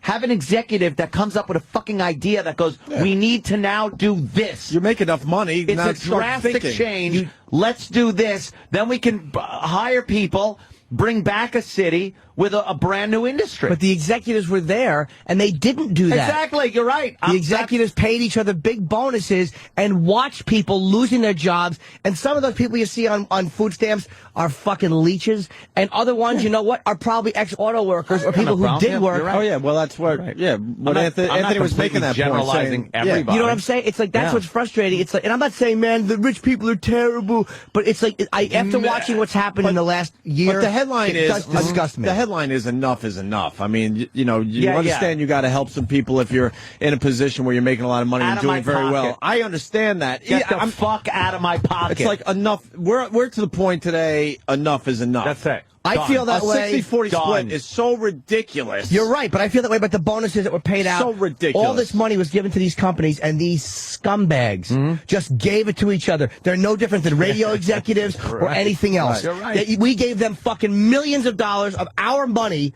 Well, the money we look at, we can play, oh, look at that bitch, she's got too much bling on. But the bottom line is, that fucking bitch isn't taking $75 million in bonuses in a company that went into the toilet and begged for government money. But there's 75, it's 75 million of her. It's the same person, though. But that, it's to the me, same fucking person. They're annoying. Really is. It's the same person. It's people that take advantage. Take advantage of the situation. Taking advantage is one thing. She was taking advantage. That was ridiculous. But she's not a fucking predator like these fucking guys who know the way the system works and are milking the system on purpose for millions of dollars. People know how the system works, and they're taking advantage of what's being handed to them as well. Yeah, but I don't look at somebody on welfare the same way as I do somebody that fucking got paid $40 million extra in a company that is begging the government for more. It makes me fucking sick. Let's go to Mike. Mike, multifaceted problem, Jimmy. Yeah. How you doing, guys? Hi, Mike. The show. Listen, I'm an intern at a hospital in the South Bronx, one of the poorest congressional districts in the country. And Jimmy, I'm a big fan of yours, pal. You're definitely on target with some things, but Anthony's 100% right. You have to go into these poorer, so-called poorer neighborhoods. People are wearing Rolex watches, driving Escalades. You're not. No, hold on, dude. I'm not disagreeing with that. I don't think. I'm not some flaming liberal who thinks poor people are just victims. I'm not talking about disgusting abuses of the system like that. I'm not talking about that. But the abuses of the system more outweigh the likelihood of people getting appropriate benefits. I have 14-year-old kids that are pregnant. I have a woman that's actually on her 12th child, and she's in her late 30s. That's terrible. It's disgusting. Of course it's disgusting. How am I wrong about anything? I'm not saying that that's right. That's sickening. But Jimmy, just let me also explain that this welfare and WellCare, I'm writing prescriptions for Tylenol because people don't want to pay $3.95 for a bottle of fucking Tylenol. Hanger tax. That's what I'll pay. A hanger tax. So, all right. So, what's the answer then? I'm with you, but Vinny, dude, slow down.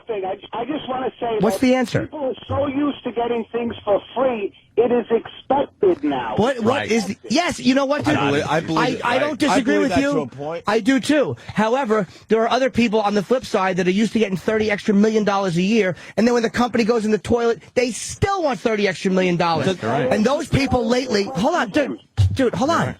I am more frustrated with them as of late, because I think that the people who want you to write a prescription for Tylenol, who leech off the system, are irritating and annoying. But the people who are taking $30 million extra, those are the people I like to see attacked with fucking rifle butts. What do you suggest? What do you suggest? What do you suggest? Can I ask you one question? No, I would like to know what you suggest.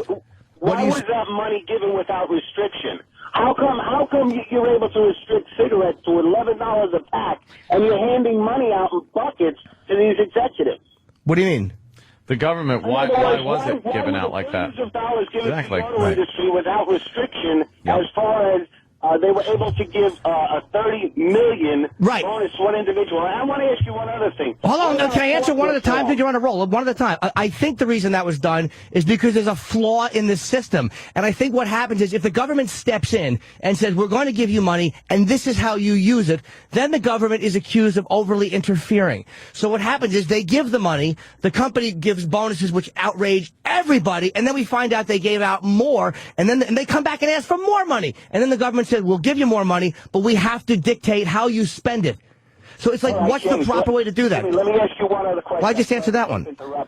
I'm sorry to keep interrupting. What about tort reform? How about if a doctor performs an illegal operation, is charged criminally instead of civil penalty being awarded? I agree with both. I think that tort reform is absolutely needed. I think people have to have the right to sue, but I think tort reform is certainly needed. You're not going to get me siding with a bunch of lawyers who are just kicking sand in each other's face. And I think tort reform is absolutely needed, but that's not the entire problem. But James, just let us remember the first George Bush wanted to put a cap on lawsuits, medical malpractice lawsuits, about 15, 20 years ago. Yep. Sure. So this has been a problem since then. And this rushing through of this health care plan by Obama is nothing but a used car salesman's trick. But let's get it quick. But how am I wrong, dude? I'm not saying that I want that to happen. You think I don't want more of my money taken? I don't want more of my money taken. Dude, we're not on opposite ends of the spectrum here. We're talking about the same thing. Jimmy's talking about one problem. We're talking about another, but it's all part of the same giant fucking sucking vacuum of money problem that we have in this country. If they take 40% of my money, whatever they take, 30%, 60. I would rather, I don't think I pay 60, but whatever they take, if I could choose, I would rather see, if they're going to take it, I would rather see people at least be able to go to the doctor than have it fucking go into a government that is giving it to a company that's just going to vote executives or just going to forgive foreign debt. Let me tell you something. Jimmy, just let me tell you something. People can go to a doctor now. Yep. The emergency room will not turn you away. Now, let me just also emphasize that ambulances, they're called buses in the business, are used as taxi services. No shit. Me as an individual, if I would need an ambulance, I would have to pay about $700 out of pocket. Dude, okay, fair enough. I'm not talking about abuses in the system. Then you have to punish abuses in the system. But because there's abuses in the system, it doesn't mean that most people who probably wouldn't abuse the system shouldn't be taken care of. It's like saying there's abuses in the legal system, so you can't have jails. It's like just because there's abuse. What? Can I ask you one more question? Yes, I keep answering every question you ask. Okay. I just want to ask you one question. Do you think that we immediately need this healthcare reform, or that if we fix some of the things that are wrong with the current healthcare situation, we'll be okay? I don't know. I don't think we need the reform that Obama's put. Believe me, I don't think a tax and spend liberal Democrat is the answer for our healthcare problems. Very good. But I also think that the healthcare system has been the way it is for so long, and there really, you know what? There's more people that I'm comfortable with not being covered. I'm sorry. It annoys me when I see so much money wasted. Dude, you can't ask me a question and then keep jumping in. You can't ask me a question. I'm answering your question, sir. I'm sorry. That's okay. I'm going to listen to you. That's all right, Mike. I think that there's more people. I think there's more people. More people that I'm comfortable with not being covered. All right. We're on the same page, my friend, and I tell you what. Then how'd you say I was 100% wrong? You said I was 100% wrong. If we stop the frivolous lawsuits, healthcare part of it, yes, come down. I agree with it. Part of it is frivolous lawsuits jack up the insurance rates, and greed motivate frivolous law. I understand that it's kind of a circular problem, but it's not just tort reform. I wanted to address something with James, where you're talking about, you want to see people be able to get health care, and if there's preventative a family, medicine, yes. If there's a family that you want the kids to be able to go to a pediatrician, things like that. That is the healthcare system we have now. Like, that's your idea of what it's like. The one he wants to put forth isn't going to be that easy for people to just go. There's going to be an overwhelming amount of people. The waiting list is going to be ridiculous. It's not going to be like it is now, where, all right, we pay this money, but at least little Johnny's going to go in the waiting room, and the doctor's it's going to be like a little fucking Norman Rockwell picture. It's going to be this fucking a whole different animal. The way medicine works, the way people are taken care of, it's gonna be completely different. So it's not that easy of a fix of just, let's reform a few things and everyone will have the health care that you are afforded and I am and a lot of other people in this country for a grave fucking price.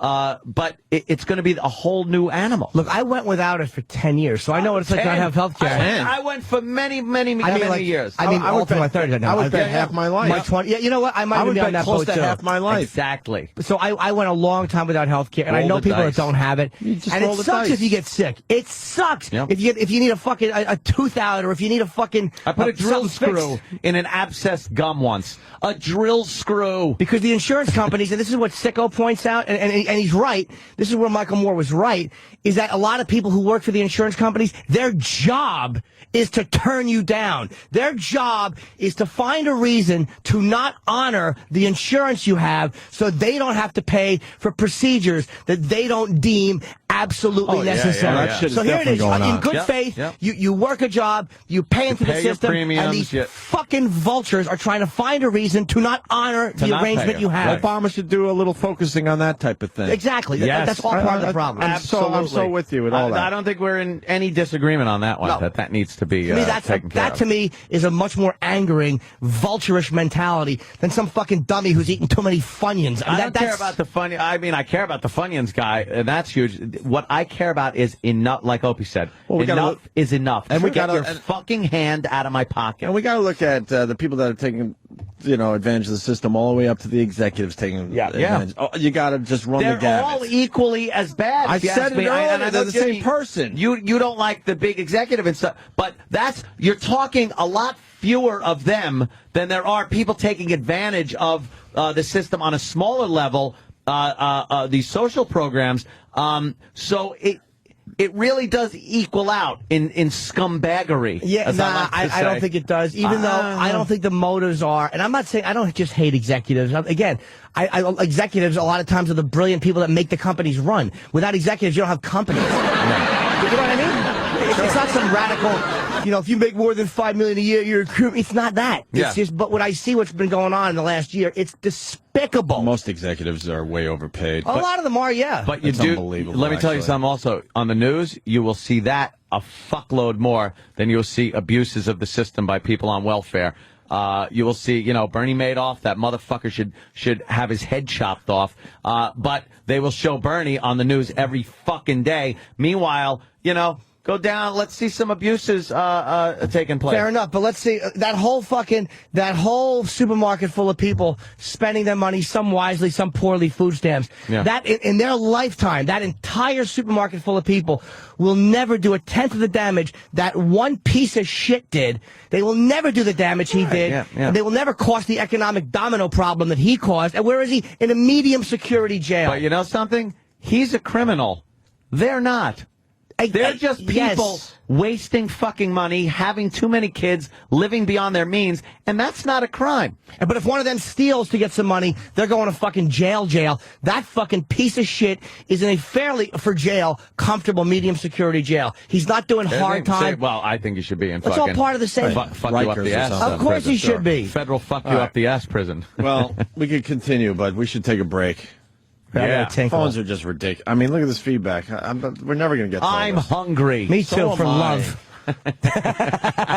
Let's talk about tits next. All right. And by the way, and the cost of tits in America. Coming up next on the Opie and Anthony Show. When we come back, I have a gig to plug. I'm not going to do it now. I'm teasing it. All right. Jimmy. I'm teasing it. Love seeing Jimmy Norton. I hope it's close, but I bet it's not. We also have this guy, Dr. Carroll. He was on the Colbert Report last night. Colbert. And he wants to kind of debate you on the healthcare thing. Which is kind of strange because we kind of did it for 2 hours, but you got a guy that's really going to, be on the other side of this whole thing. I want to hear his point. And then we also have Andy Levy from Red Eye coming in. Very funny guy. And Kristen Davis. The madam. The madam. I find them both more interesting, by the way, than this doctor. We'll see what Dr. Carroll has to say. Carroll, I've never heard that name on a man before, but I'm sure it's all right. And don't call me Carroll. I think that's it for now. Quick break. All righty. Yeah, right. Opie and Anthony.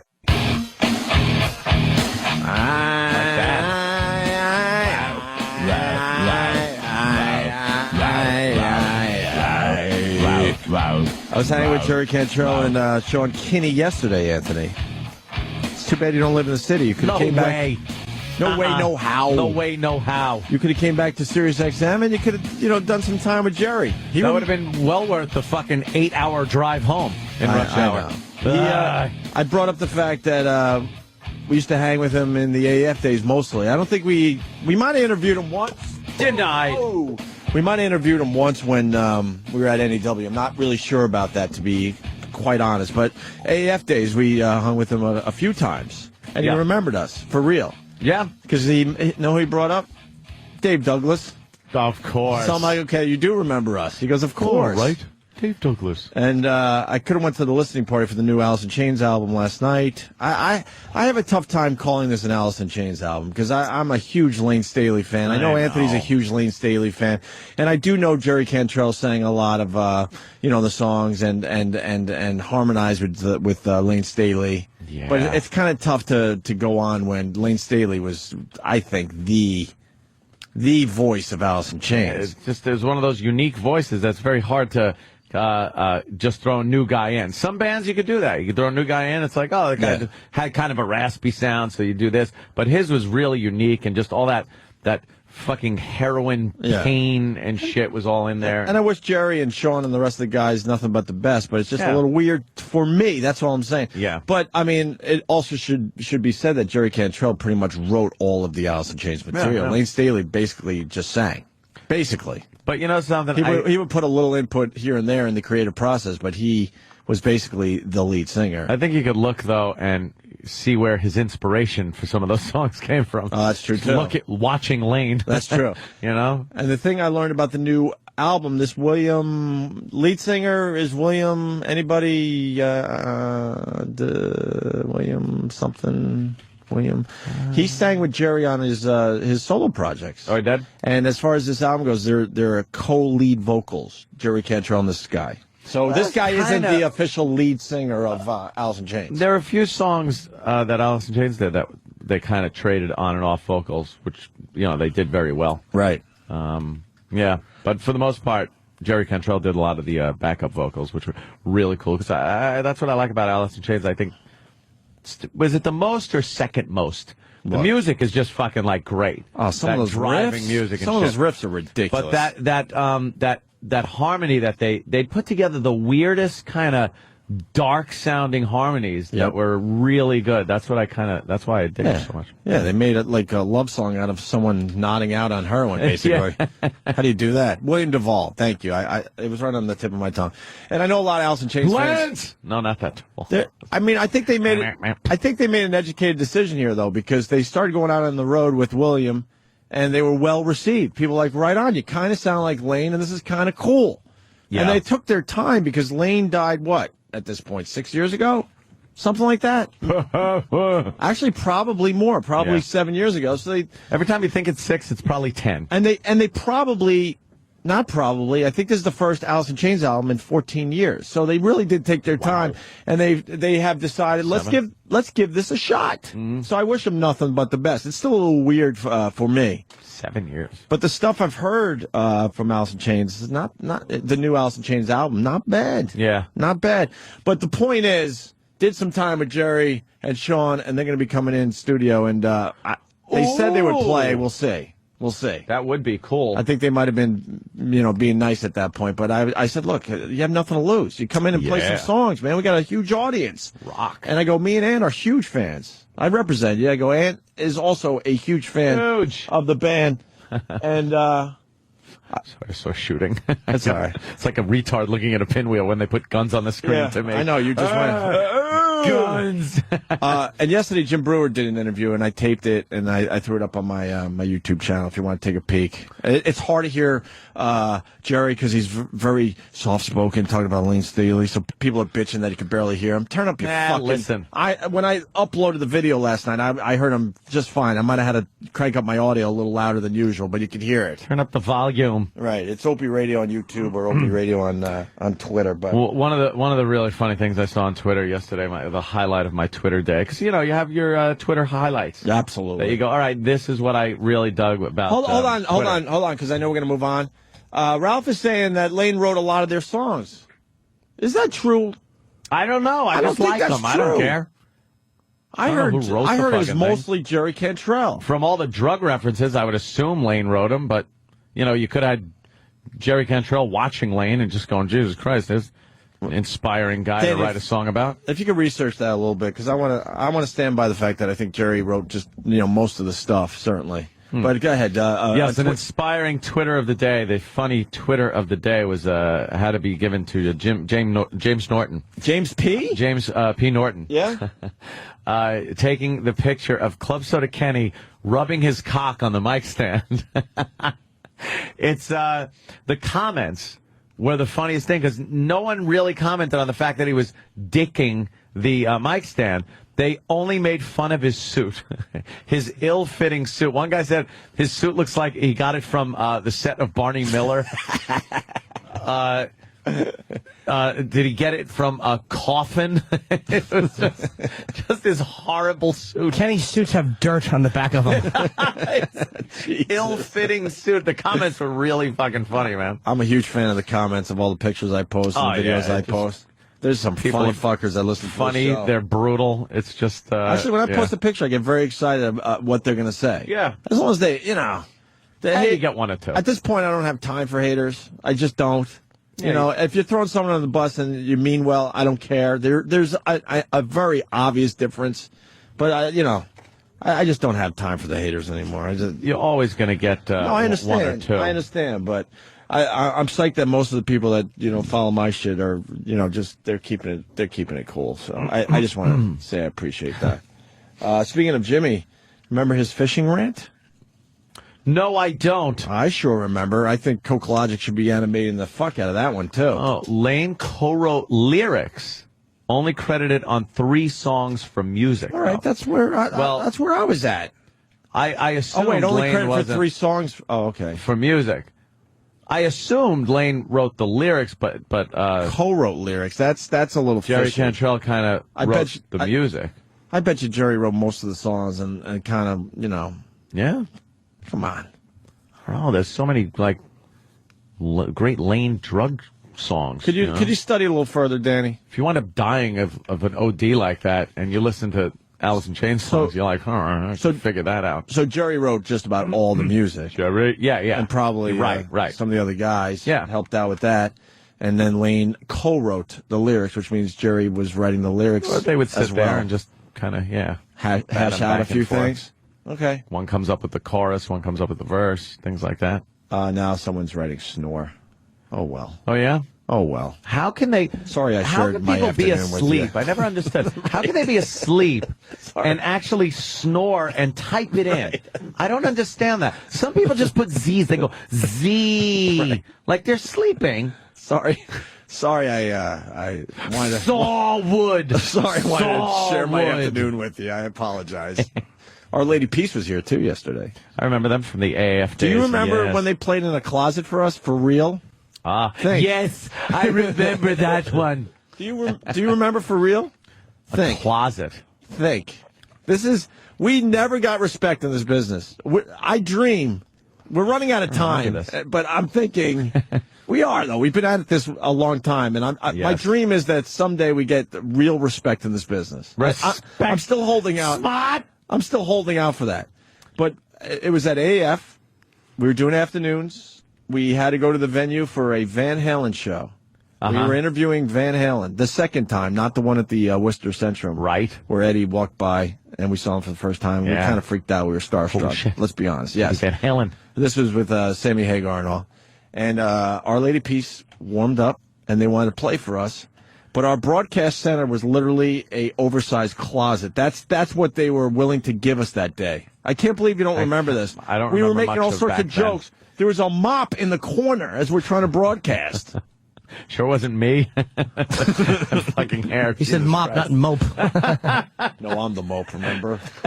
And they played acoustically in a closet. And then they were really bummed out at their performance. We were like, wow, that was really good. And I forgot the lead singer's name. He's like, it's early or whatever he said. And I'm like, look, man, we're doing this in a closet. I think for a closet performance. This is pretty damn good. I was in a complete alcoholic daze back then. I really don't remember. You don't remember this one, huh? No, I was trying to keep certain things out of my head. See, that's why I got to write most of the book. You don't remember a lot of the stuff. I remember good things from a long, long time ago, like when I was 5, and then it gets hazy. Oh, Uncle Paul. He was such a good boy, Anthony. Yeah. Oh boy. Always loved the lollipop. It gets hazy. Yes. You guys suck. Play more Spin Doctors. Ooh. Oh boy. Now we got Spin problems. Doctors. And yes, Jerry Cantrell also had his drug issues, major drug issues. He was going down the same road as Lane was. Not quite went as to the end of. Lane's, I think. Well, Lane went to the end of the road, and Jerry was able to get off the road before the road ended. Yeah. Fishing is not a sport. Remember that?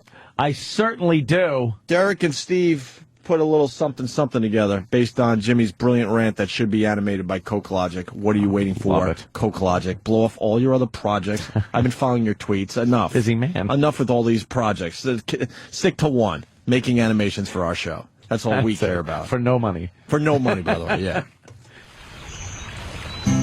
Attention anglers, still convinced that fishing is a sport? Well, renowned sportsman James Norton presents the ultimate cure for your delusion. How smart do you have to beat this animal psychologically? What a dumb animal the fish is. Introducing Fishing is Not a Sport, you douche. Not a sport. It's not a sport. Go in the water with your fist and punch the fish. That's a sport. You're standing in a fucking boat. It's not a sport. You have a hook and the fish has nothing but hunger. This collection is presented on 9 full-length, high-fidelity audio cassettes and will thoroughly convince you that your leisure activity is a colossal waste of time. You and some other jizz bucket in fucking waders and a big gut standing there in 10-degree water drinking Pabst Blue Ribbon trying to hook some asshole fish. You're not a sportsman. You're not out there sporting. Despite what you may think, fishing is not a battle of wits. It's not stacked equally between a dumb fucking fish who has been doing the same thing since dinosaurs were shitting all over Manhattan. Do you understand? That fish was no smarter when a Tyrannosaurus was shitting on 70th Street and Broadway. Put down that stupid fishing pole and pick up your copies of Fishing is Not a Sport, you douche, narrated by James Norton. I'm just letting you know, you're not a sportsman. I like it. Sportsman. Talk to my brother. He's a marine biologist, and he doesn't think fishing's a sport. No. Although he would know. Although he just him and his son Carson caught a 48-pound striped bass. Ooh, that's a biggie. That's good eating. That's a biggie. That's what you got to say when people either hunt or catch something fishing. Yeah, that's a biggie. That's good eating. I saw the pictures. I was like, holy shit. Yeah. That's pretty fucking cool. Lane wrote most of Dirt and a bunch of jug songs. And another guy's saying that Jerry wrote probably 90% of the songs. I think that's what it is. Yeah, like half and half? No, 90 is not half and half. No, it is with the government. Oh, I see. You're using Obama rules? Yes. All right, moving on.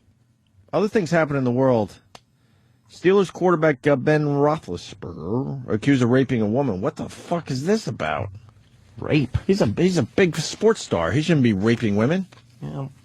You know, football. Is this going to be a misunderstanding? Jesus Christ. You think? Jimmy, misunderstanding? I didn't particularly like her story because she didn't go to the cops. She's just suing him. And maybe I don't know. Really? Maybe looking for a payday? I don't know. Or maybe she was scared to go to the cops. You got she was an employee. You got to said she was represent afraid that of being angle, fired. too. Right.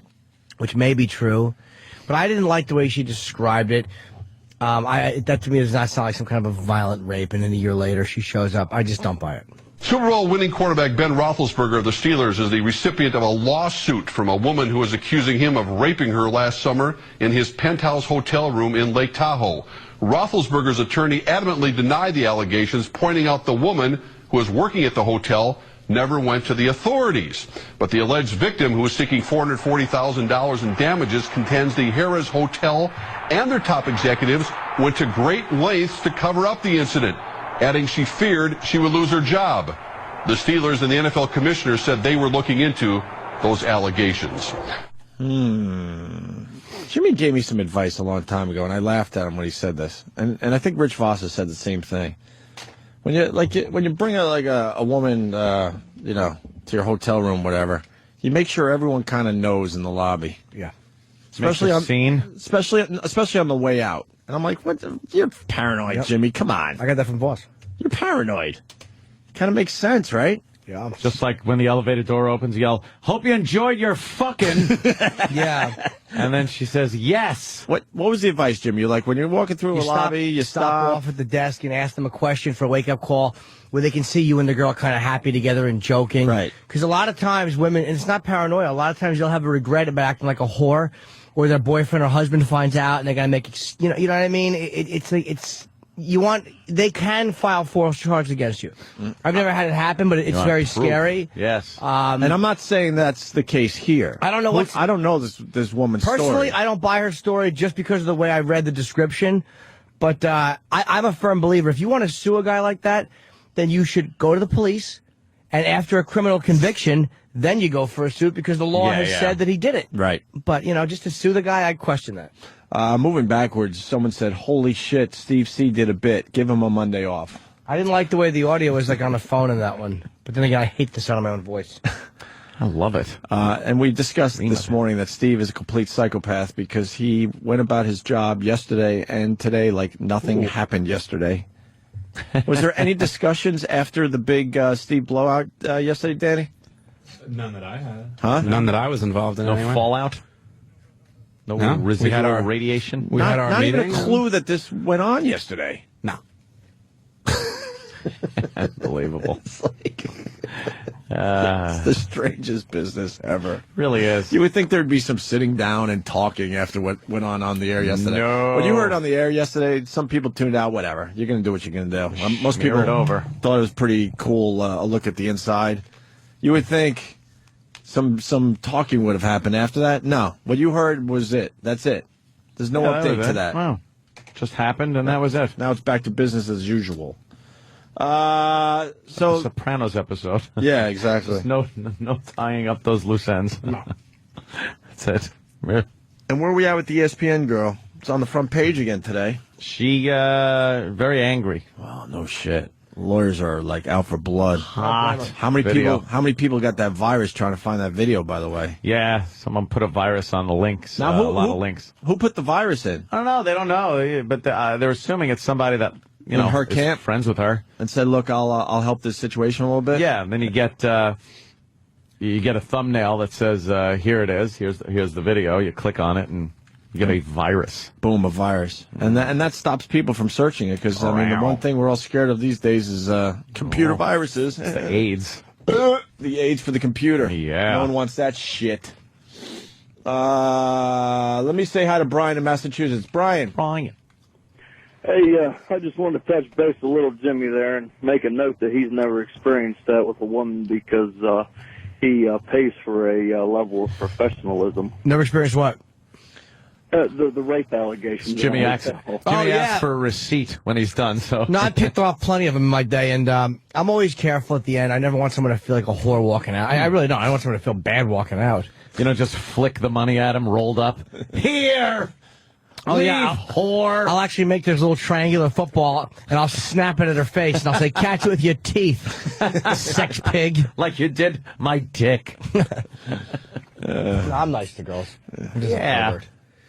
All right, sir. Thank you. We got a cop that's in trouble. What happened? What did he do? Well, he makes news for allegedly stealing donuts from a Dunkin' Donuts. Why? That's... Is this really happening? That must just anger other police officers. Like, why are you doing this? It's a horrible stereotype that we need to stop. That they like donuts. Yeah, it's horrible. Why do we continue? I know a lot of cops. I don't think I've ever seen one shoving donuts in their face. I know a lot of... E-Rock should be a cop, though. Yes, he should be. Dude, that video I posted yesterday was pretty fucking funny, him man. just walking... Yeah, we beat him up for eating too much, and then we go to break, and he walks in with a mouthful of food. I'm like, why would you do that to yourself? Yeah. And his answer was, because I don't give a shit.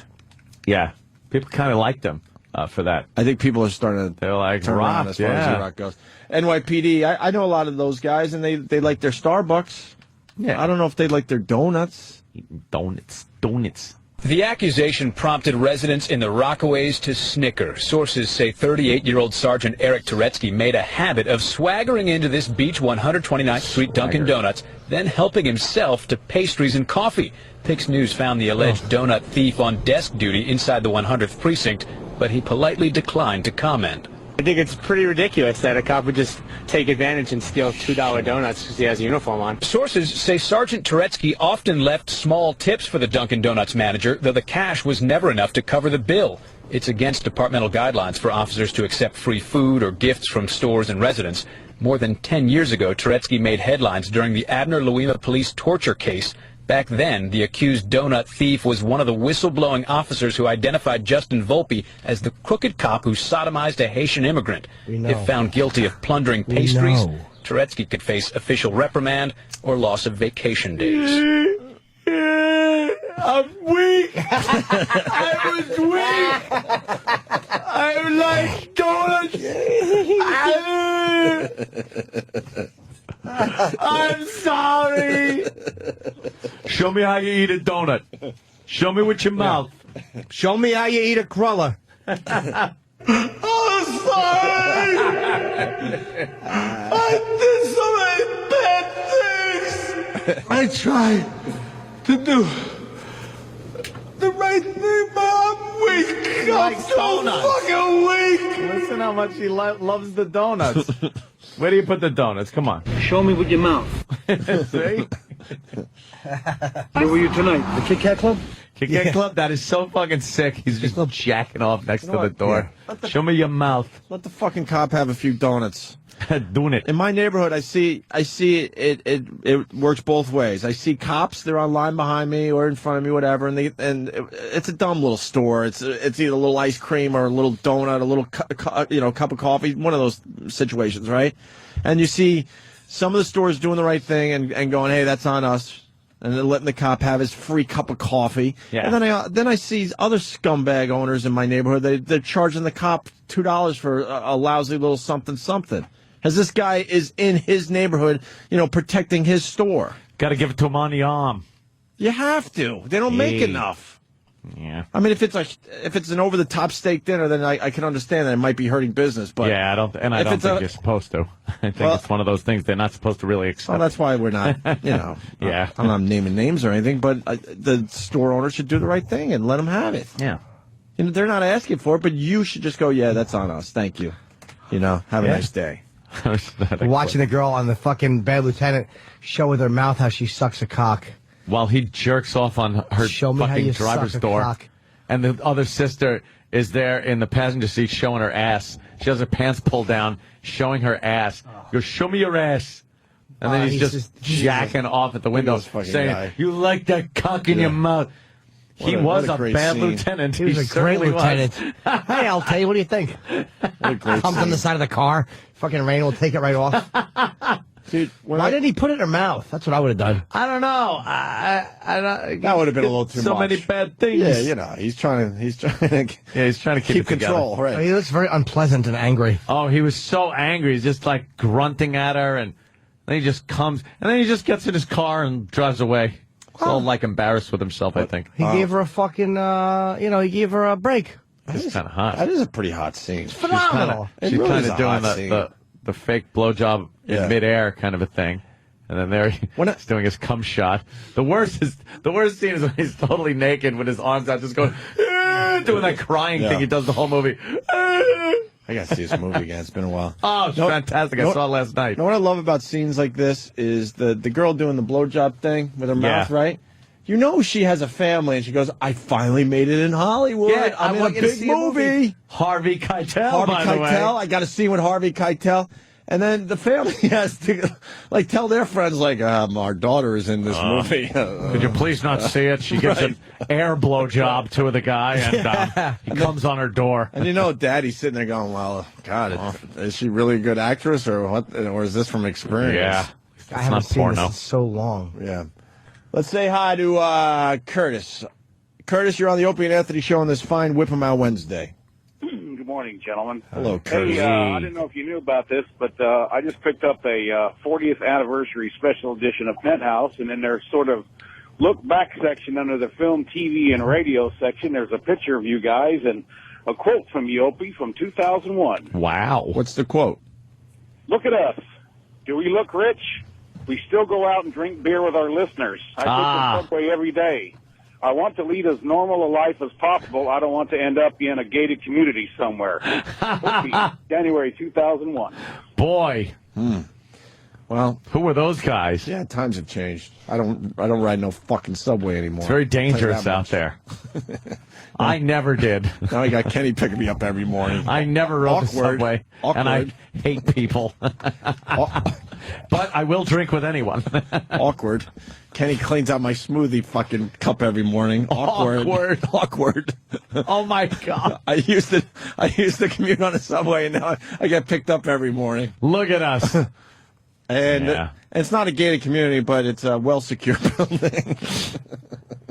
By the way, it may be interesting to note that in this section, you are the only radio personalities in there. Oh, nice. You know what, though? I was drinking with listeners this past Saturday at F.H. Riley, so that continues to this day. Well, thanks. Self-interest there. Oh.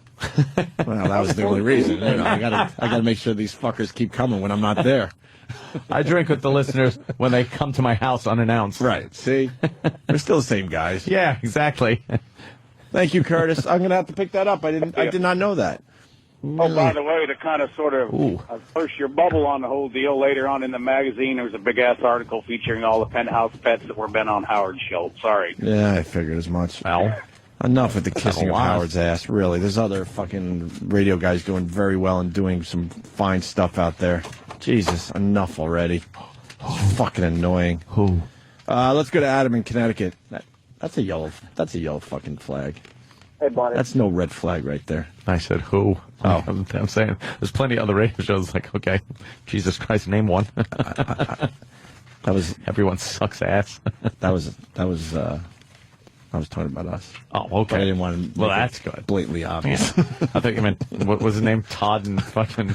No. So is it Todd? No, the guys that got fired for the wetback statement. No, you know what? Us doing a good show? Yes. Let's make our short list. Ron and Fez doing a very good show. Yes. Brother Weeze, always doing a very good show when he stays away from politics. More and more liberal every day, that Brother Weeze. Oh, Love my him, though. God. Love him. Yes. This is it? Oh, is that it? What the fuck? Where's this picture from? Oh, my God. Holy shit. I'm trying to think of... Dude, what's wrong with you? Definitely look like... show it. Wow. I'm trying to think of an actor. The guy from fucking... You look like that guy from fucking Hill Street Blues. the crazy cop. What was his name? Bruce something? What the fuck, Ant? Yeah. I mean, I look like shit, too, but why There's are something your going eyes on there. are like... They're half shut. I was probably drunk. You're like, it looks like you're on heroin. You have hair like old Bruce Springsteen. Yeah. What a creep. Oh, my God. I got to tweet this shit. Well, What you're a doing weird- your fucking kissing Garami mouth I know- picture. I do it in every picture. I don't know why. You're right. Dude, I'm It's like a fish they just brought into the boat. all right. I'm saying that I look bad, too. Wow. Yeah, no, I remember these days. Wow. This was bad. I was absolutely hammered there. I could tell just by looking at me. How are you hammered? Because it was afternoon drive, so we probably took it like during the show at some point. I don't even remember. I honestly I don't remember taking this picture, ever. Okay, yeah, I look like a drunk Eric Bogosian. Oof. I want to lead as normal life as possible. Oops. All right. Oopsie. That's a good one. Nah, I still do my best. Whatever. All right. Moving on. Stopped us from being able to do that. No, teasing, of course. And then what's the other section? Why is this? Whatever. How come he said we're the only radio guys in there, and Rush Limbaugh's right next to us, Bill O'Reilly's over us? Fucking. Yeah, I don't know. And why are we in black and white and everyone else is in color, by the way? They probably looked at the color picture and went, wow, better put these guys in black and white. Jesus Christ. Yeah, you know what? Look awful enough. Black and white pictures are way better. Should have done a sepia tone. Let's say hi to Adam in Connecticut. Oh, by the way, my list would have continued, but I just got bored. Yeah, because now people are going, why didn't you mention this or this? Whatever. No one needs to hear our short list of fucking radio guys that do a good show. Adam, what do you got?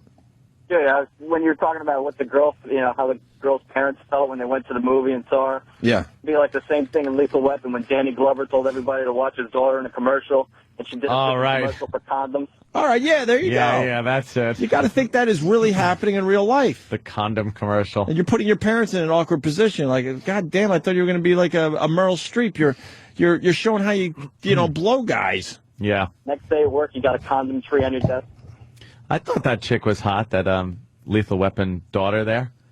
Everybody's always accusing me of being racist and that I would never find a black woman attractive. I'm accused of that all the time, but she was very attractive. Yeah, absolutely. She was just white enough, man. Because she had white features, and I'm teasing. Come on now. Let me say hi to Sean in Albany. Sean. Hey, Opie. Hey. Hey, I've never had a problem with anything y'all have done before. Yeah. But that Bobo talking to himself video made it way too real. When really? He was talking about his dad's grave and everything, I started fucking bawling. Which one was that? It's one of my videos. Oh, the behind-the-scenes thing? I'm becoming a video fucking weirdo. I'm filming everything. And poor Bobo talks about his father?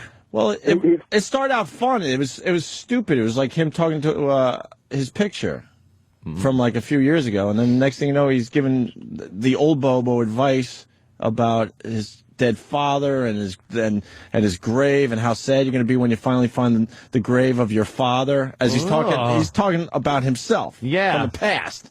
And you're going to be really sad because, it's overgrown and it's dirty. And I'm like, can I hear this? For real? Yeah. All right. We got it up here, right?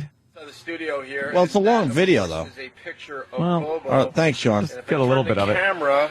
It's on my YouTube channel. Bobo staring at a picture of Bobo. I have to stare at this picture until I see Christina's face. Who told you to do that?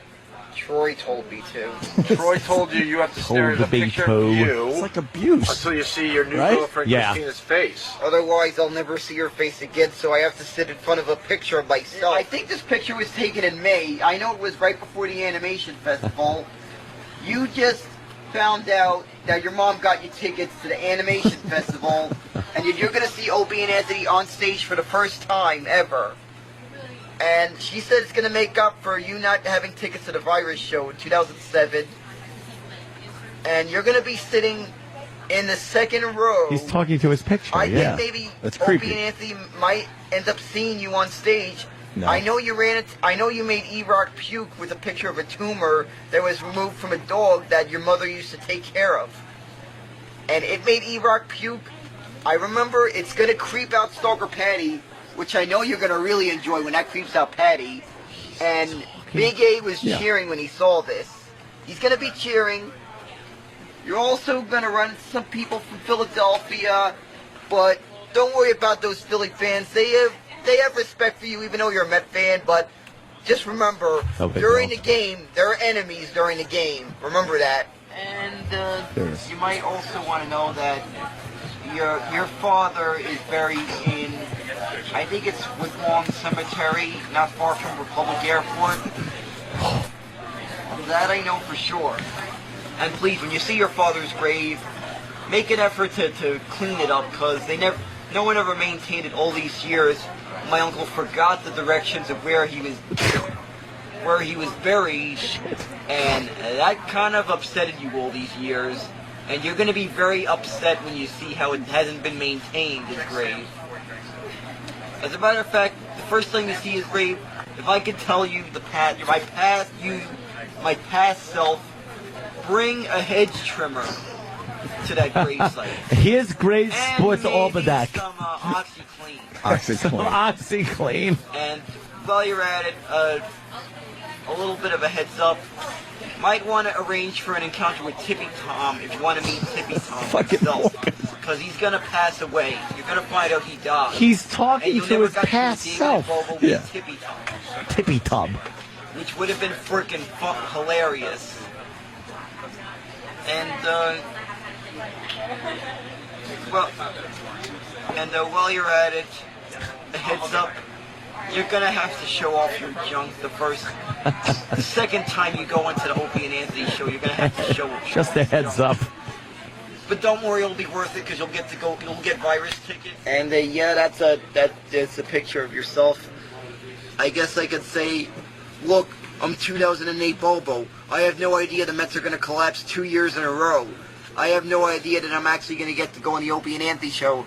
I didn't even know that I could go to that they had bleachers in 57th Street yet. I don't even have an XM yet at this time. I'm listening to K-Rock. My alarm clock goes off on my stereo, and I hear every single morning it goes off.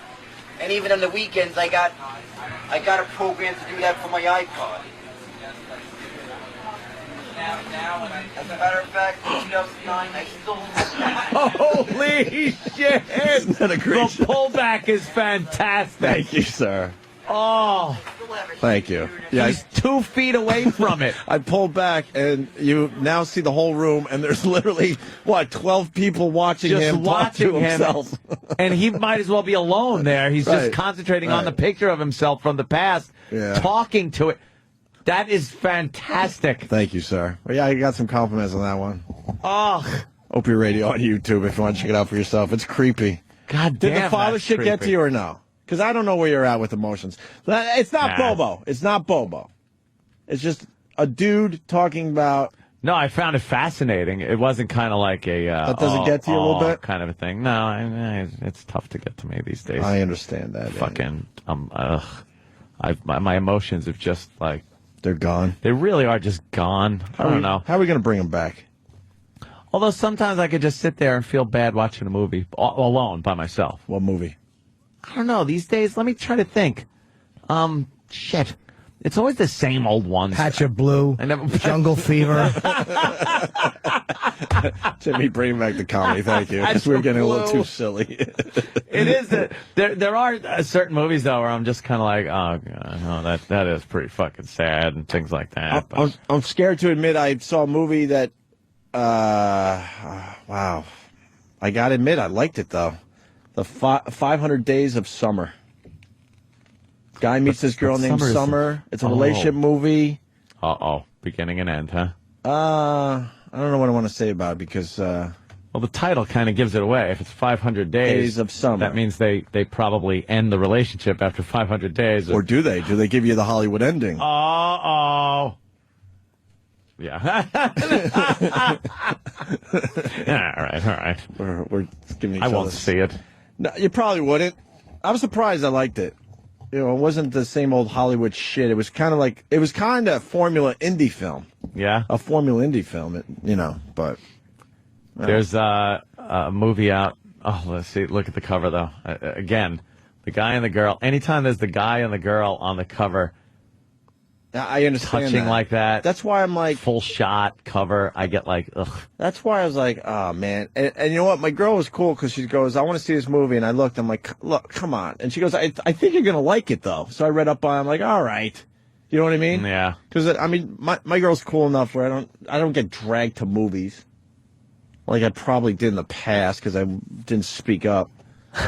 And it's the kid from Third Rock from the Sun. The little kid. That was him? Now grown up, yeah. We had him on the show once. And it's wasn't very good. And it's the chick from Elf that sang that fucking solid song. The Will Ferrell movie. Yeah, I only saw that once. Where she belted out that tune. I was like, she was great in it, by the way. Great. Zooey Deschanel. Yeah. Did you see this movie, Travis? No, I just know her. She's also in a band called She and Him. Out of everyone that works here, I think you're the only other person that would see this movie. For real. Yeah, I saw a commercial for real. it. It doesn't look like terrible. Yeah. She was good, though. Basically, whatever. What's that movie about? Something, not Area. Is it Area 90? District 9. District 9. What's I was What is just that? talking about that. It looks good, but sci-fi shit. Yeah, it's like sci-fi aliens and shit. Yeah? It looks cool, but I got to get out of the habit of like hyping myself up about. Is it Half-Life-ish? Because I think District 9. There was some kind of thing like in Half-Life, the game, where they did that. So I'm wondering if it's kind of a. It's like aliens came to the world like 30 years ago, and but they've been like segregated, so it's just like they're not allowed to mix with humans, and humans keep themselves, and they're supposed to keep themselves, and they have their own like alien reservations. Can't say the A word. That's just stupid, though. Trailer looks pretty cool, though. Wait a minute. But if they were able to get here 30 years ago, how are we controlling them? Are they going to explain that? Maybe it's what we were talking about the other day. They have a horrible ship. It's built of wood. They just know how to travel to other planets and nothing else. Yeah. They have no common sense. They're retarded. Is our guest here? We should take another break. I haven't heard. We got Andy Levy coming in. We got healthcare guy. If he was listening to the show this morning, he might not come in. He might be scared to come in today. Oh, I'm sure, yeah. But he's pretty brave. He says he's wanted to debate you for a while. And I want to hear He his says point. that he tries to call the show but could never get through because he's got to call on the regular line. And, I mean, the phones are always lit. I just want to hear. Unless we're talking about a movie called 500 Days of Summer, and then the phones aren't lit so much. Not so much. Could go right back to healthcare and get these things lit. So much. All right, we'll do a quick break. I just got to plug this before. Oh, Jimmy. Ooh, yes. I forgot you were in studio. You've been so quiet. I'm What's just up? thinking about the taxes I got to pay that I can't afford. That was cool. This Thursday through Saturday, July 23rd through 25th, I'll be at the Punchline Comedy Club in Atlanta. The Thursday show is at 10 o'clock. There was a weird booking, so Thursday, Friday, Saturday, and Friday the 31st and and August 1st, I'll be at the Manhattan Comedy Club in Middletown, New York, which is about 45 minutes from the city. It's my friend's club. 8 and 10:30 both nights. Dude, you're seething. Yeah. Why? What changed? Nothing. Just certain situations. You already know them. I already know them? All right. Yeah. The main one? Jackson. Yeah. Yep. You get new info on that? No. No, why would I? Just like it's not happening. It's amazing. It's a game changer in the end. Trust me. It's a game fucking changer. If it's a game changer. Trust me. Thank God for other things. Holy shit. Always. We explain everything in the end, so we got to sit on this one for a while. Trust me. All right, why don't we continue? We'll get a guest in here next. Somebody's got to be wandering around. Either Andy Levy or... Andy just got here. Okay, cool. Does he make you smile, Jimmy? I like Andy a lot. Yeah, Yes. he does. I like him on that red eye. Yeah, he's very funny. I think they should use him a little more. Well, yeah, he's opening the show, doing like a pregame. He's kind of they keep changing formats, which I like it. It keeps it from getting stale. They kind of Andy's always at the end, and now he's at the beginning. And sometimes he's in the middle too. Like they always kind of break it up, which is great. Yeah, he's very good. He keeps track of what people are saying and kind of goofs on it. Yeah, it's a great bit. Oh, I don't care for that at all. Anthony, very mean spirited. The trailer looks really good, huh? Hey, it looks pretty fucking cool. District 9. District 9. When is this coming out? I do believe August. I want to say 14th, although I'm not sure. Is anyone in it of name? No, I don't think Hey, so. why isn't anyone seeing Bruno? I know it did very well the first week because I know that's kind of a crazy statement. August 14th. But that movie is going away fast. Why? Has anyone seen it here? Because probably it's set up. The beauty of Ali G was that show is not set up. It was really in front of a lot of people. Borat did great after the first weekend. This movie did real well and then is fading fast, right? Borat was very overrated. The scenes that were great were the ones where he was just with real people. Where it wasn't, they were brilliant. fake or anything like that. I like Borat because I never saw Ali G. Watch the original. Now I've seen Ali G, but I saw Borat before I checked out that the ass in Ali the G face shit. scene. I never cared about that. I thought it was much funnier when he's holding a bag of shit in somebody's house. Like that type of stuff was fucking hilarious, man. Yeah. Bruno, why? I think people are probably more comfortable seeing, in general, seeing an over-the-top foreign guy than an over-the-top gay guy. I think it has a lot to do with it. Yeah, that's kind of true. I think thought so. Borat was a funny good character. Does anyone have a desire to see the movie, though? I've been at the movie theater a couple times last weekend, and it's right up there. Yeah. They have tickets available. I'm like, I don't have a desire. I like Borat, but like the commercials aren't selling me. Like maybe I could chalk it up to shitty trailer. Like the scenes that they cut, it didn't make me want to go run out and see it. Like Borat did. Yeah. I liked it way better than I thought I would based on the trailer. Like I saw it out of loyalty, pretty much. You liked it? I really liked it. By the way, District 9 does look very Half-Life-ish. Really? Like, yeah, it looks like the video game, Half-Life. Half-Life was huge, and I think that it really did influence a lot of modern sci-fi. That horror. really, but that has the whole look like that really kind of Maybe they just couldn't get looking. Maybe they just couldn't get the name industrialized. Maybe they couldn't get the rights to it because I heard it was supposed to be a movie at some point. Gordon Freeman and stuff, but Yeah, I'll have to see that. That looks pretty cool. It looks pretty cool. Yeah. Good fucking effects. I love when there's giant ships in the air.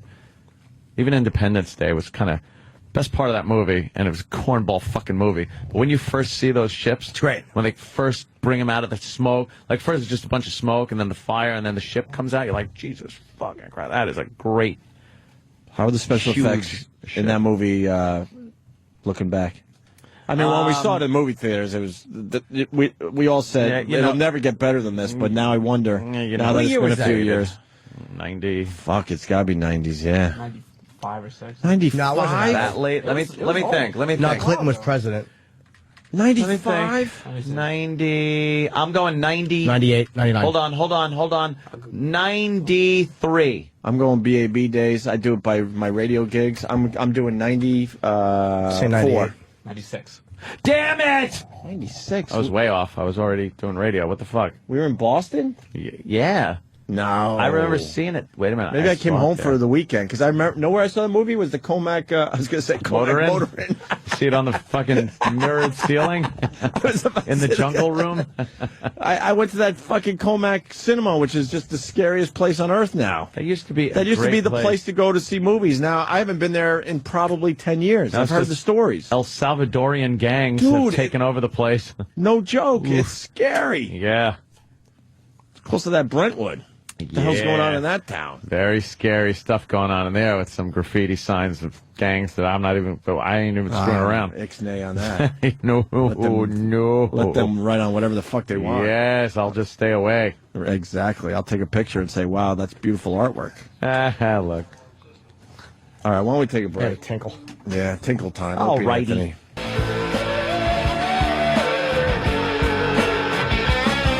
Oh, see, I like this song. Space Hog? Yeah. In the meantime. Opie and Anthony, Jim Norton, and Andy Levy for the first time on our show from Red Eye. Big fan, actually. Thank you. Big fan of what you do on that show. Sorry I'm late. I was on that porn.cop site. Porn.cop. Yeah. How do I, that'll take you somewhere completely different. Yeah, it's a bad combination, actually. That's the one that, Pete Townsend went to. Porn.com. Doing research was staying in the front of his pants. Carrying glitters, helping him out. Making sure Jeffrey Jones didn't have any corrupt files. We were just talking about Twitter, because I follow you on Twitter, and I saw something last night on Letterman, which kind of, when things are kind of in the mainstream, and then you notice people are starting to catch on to it that shouldn't, and you realize it's done. I'm kind of feeling like that about Twitter. Because, Letterman's talking about Twitter? Well, it wasn't Letterman so much as his guest, who, goddamn, I was hoping it would just pop into my head before it really had to pop out of my mouth. Yeah. But it's, what's his name? Yeah, he was in that. Frank Gorshin? Yes. It's always Frank Kevin Gorshin. Spacey. Kevin Spacey. Kevin Spacey is sitting there talking about tweeting and twittering, and it just seemed like, oh, this isn't good. Because David Letterman's like, what are you talking about? This twittering. And then he goes, I know what that sounds like. Because he just went on and on about twittering and how he twitters John Stamos and this, that, the other. It was really like this long-winded explanation. And David Letterman goes, I know what that sounds like. And seriously, Kevin Spacey goes, what? He goes, a huge waste of time. And got a giant laugh. Letterman's on Twitter, though. Is he? Yes. You sure it's Letterman? That's probably his people. Yeah, it's probably his people. Most of us don't have 25 million people a night we can chat with. Yeah, really. Exactly. Let us chat to a few people, Dave. Yeah. To make the point. You're a smart guy twittering usually. Me? Yeah, you put up these links and stuff to very, very intelligent, very, you learn something from your tweets. Really? And then sometimes it's just, you're an ass.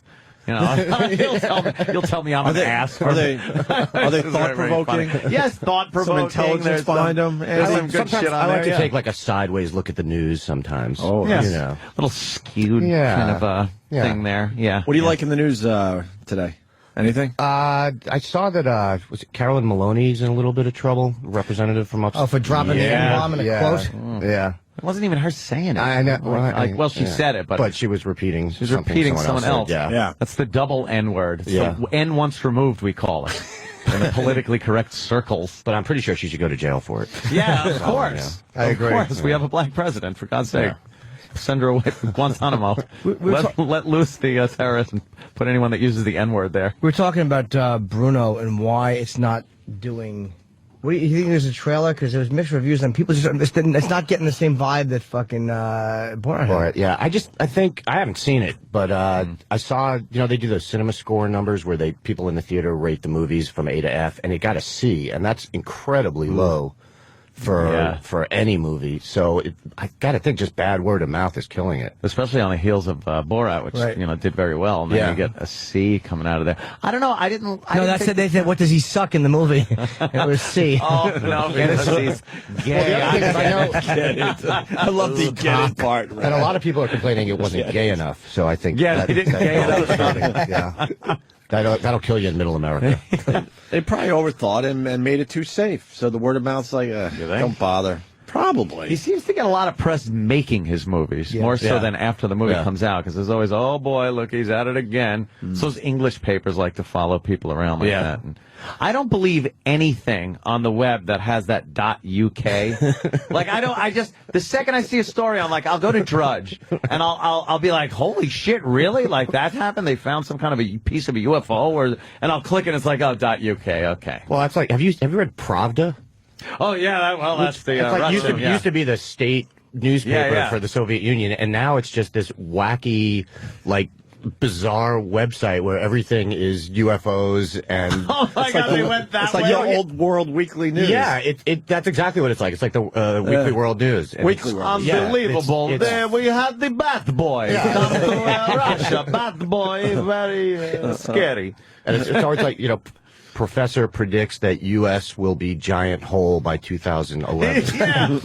You gotta click the link, You're absolutely. Wow, click every time. But there's always it's always a professor saying something.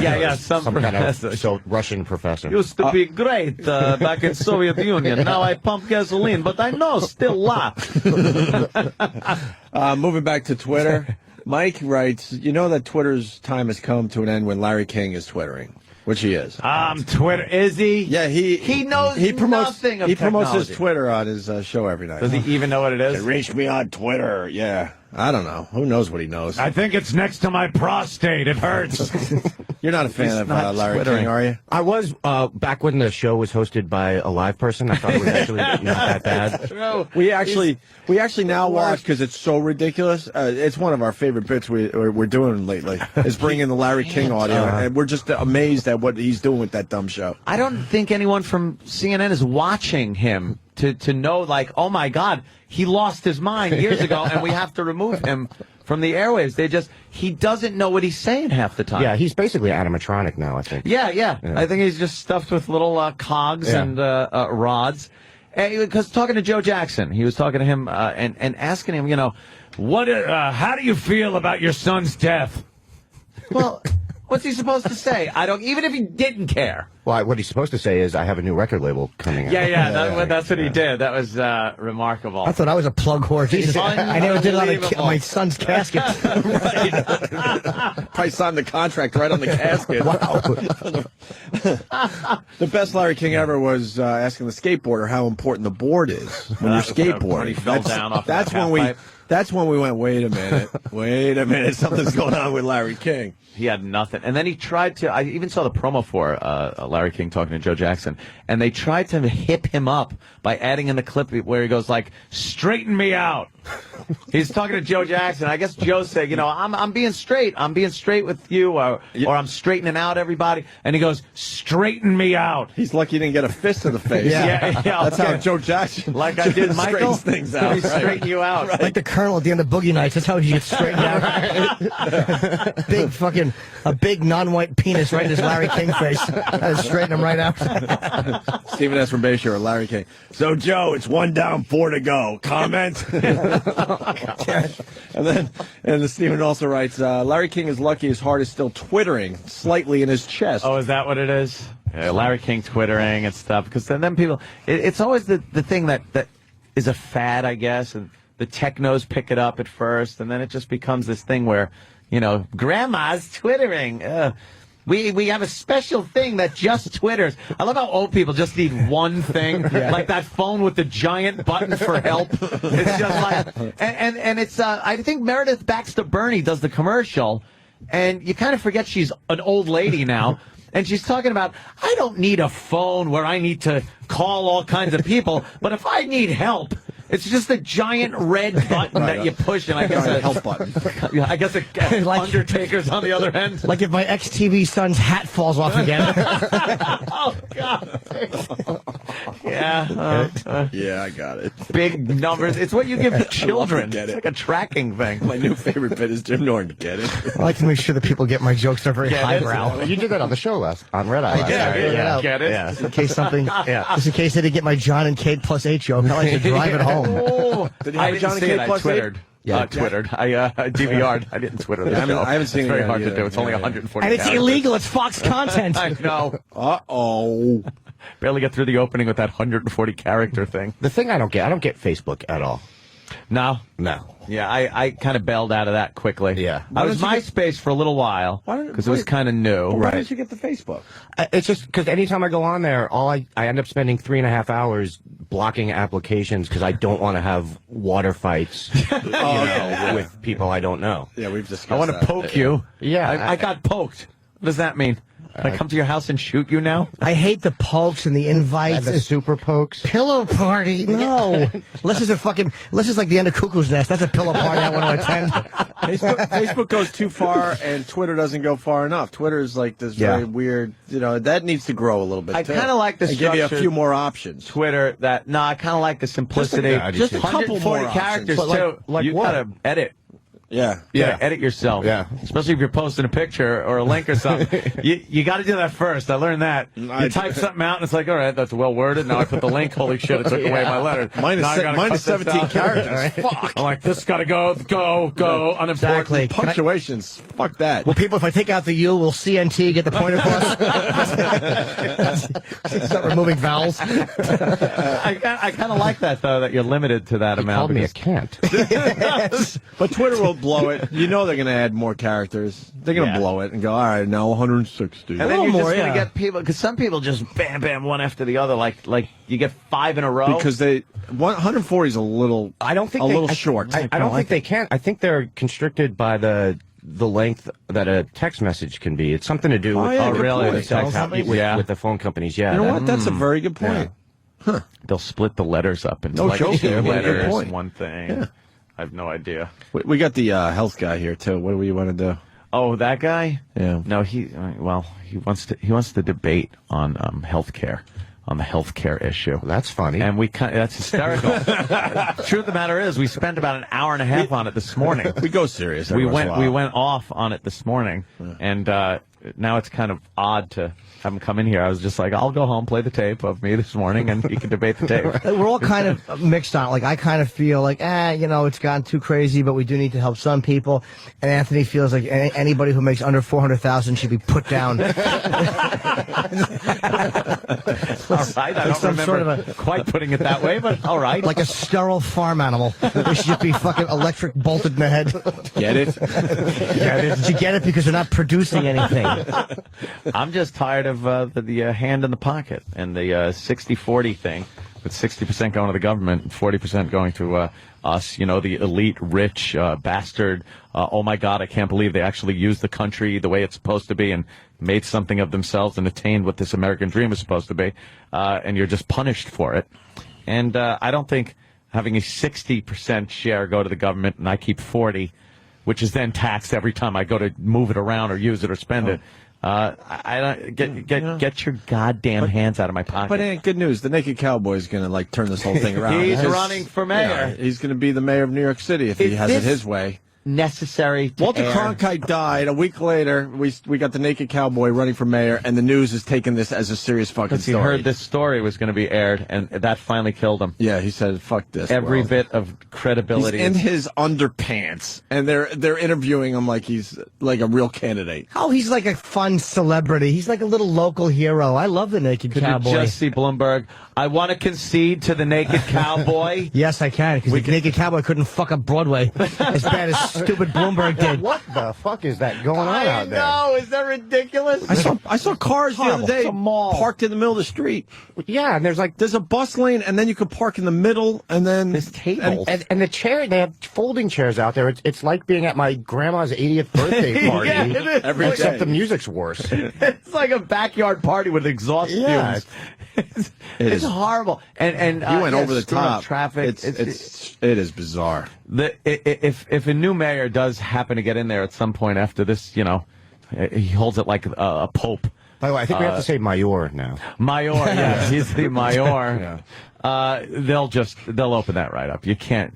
This Bloomberg is just him and his bicycle and his I take the subway. Yeah, it just needs to go away. It's easy when you got. Yeah, well, that ain't happening. He decided I'm going to have an extra term, and that's.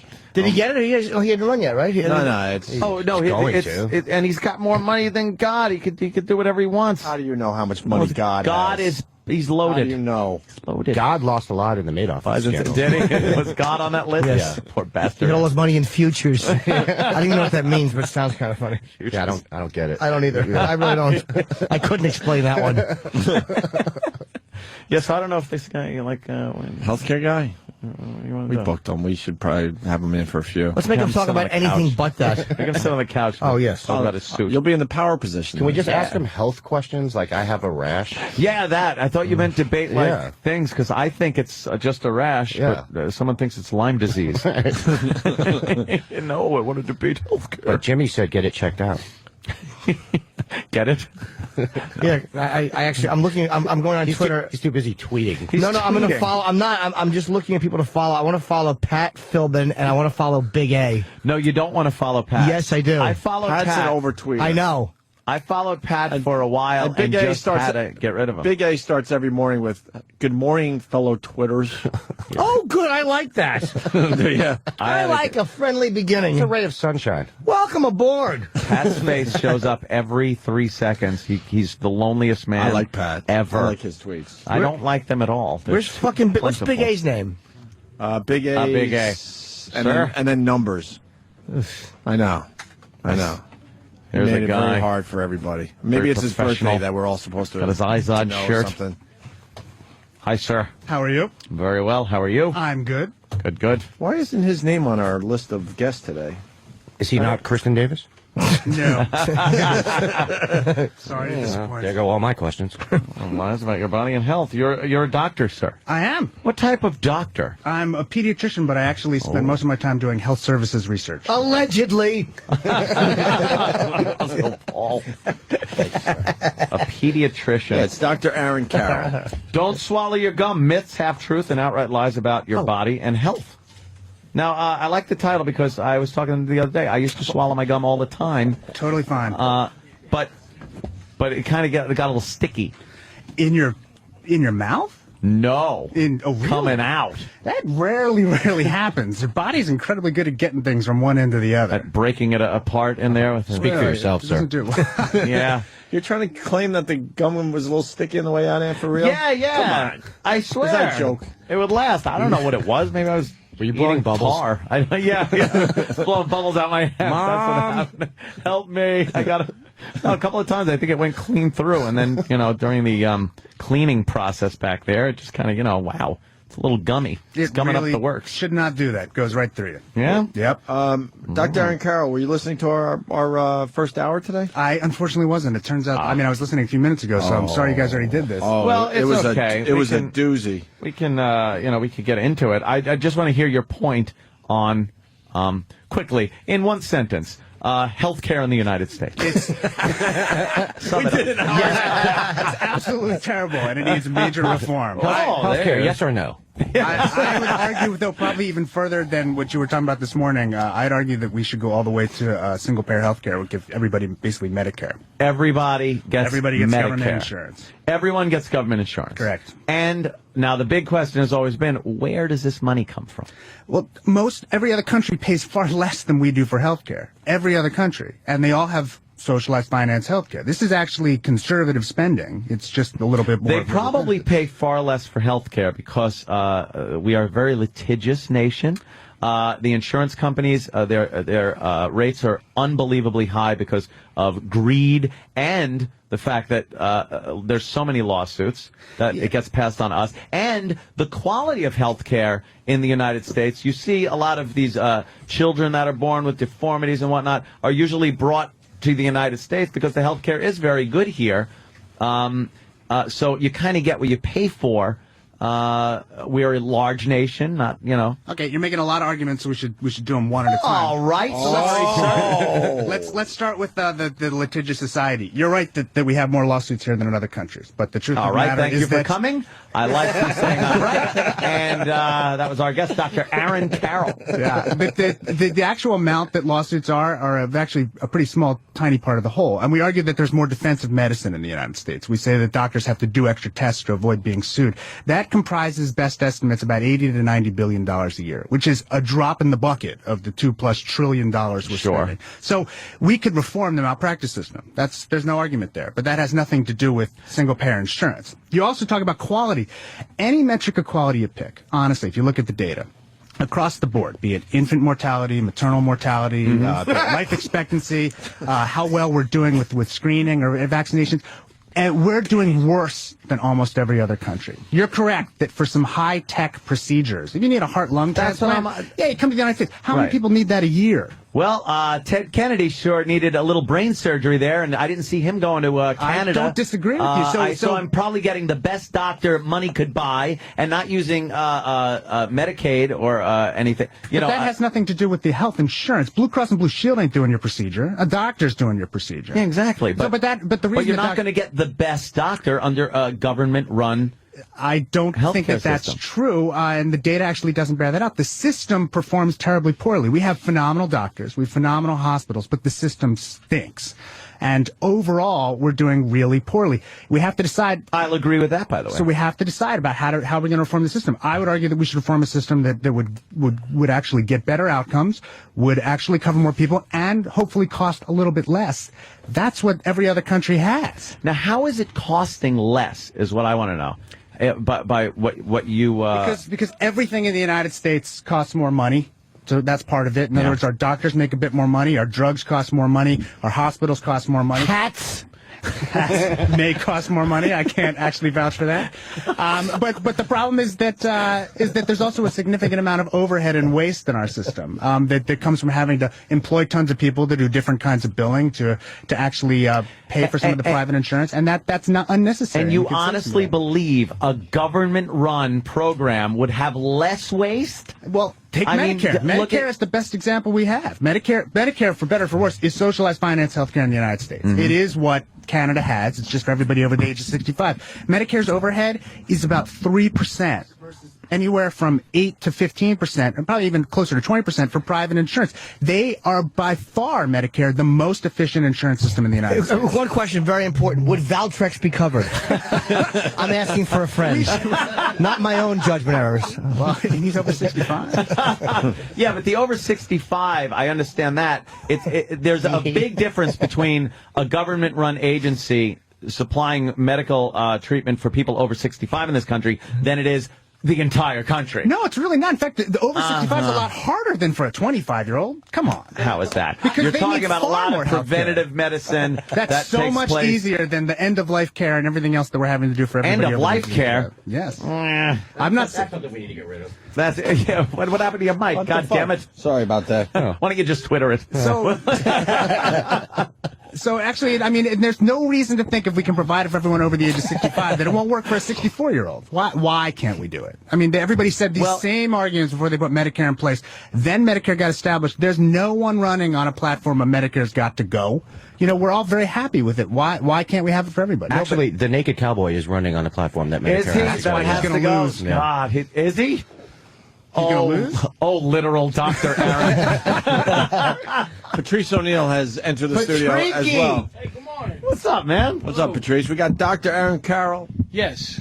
And Andy Levy from Red Eye in studio. Hello, sir. How are you? Yeah. We're talking healthcare, financing, said healthcare for the entire country, so that I guess who are the people that really need this that aren't getting it? Everybody. Well, the truth is not everybody. No, really, not everybody. Everybody would benefit to some extent because I don't feel I benefit. You don't feel you benefit right now because you're probably pretty healthy. No, I'm probably not. I'm saying pretty healthy. I'm saying physically healthy. Financially, his liver looks like Lot's wife. No, I'm saying financially, I don't know if I benefit as much. Wanting to have, I don't like what I pay for health care. No, it's a lot of money. But we should make that better. But I have so many options as to doctors I want to see, the quality of care. Okay. This is what I'm talking about. But when people talk about choice, as you just brought up, they care about their choice of doctor, they care about their choice of hospital, they care about their choice of treatment. Sure. Do you really care about your choice of insurance? I mean, most people get whatever insurance is offered by their employer.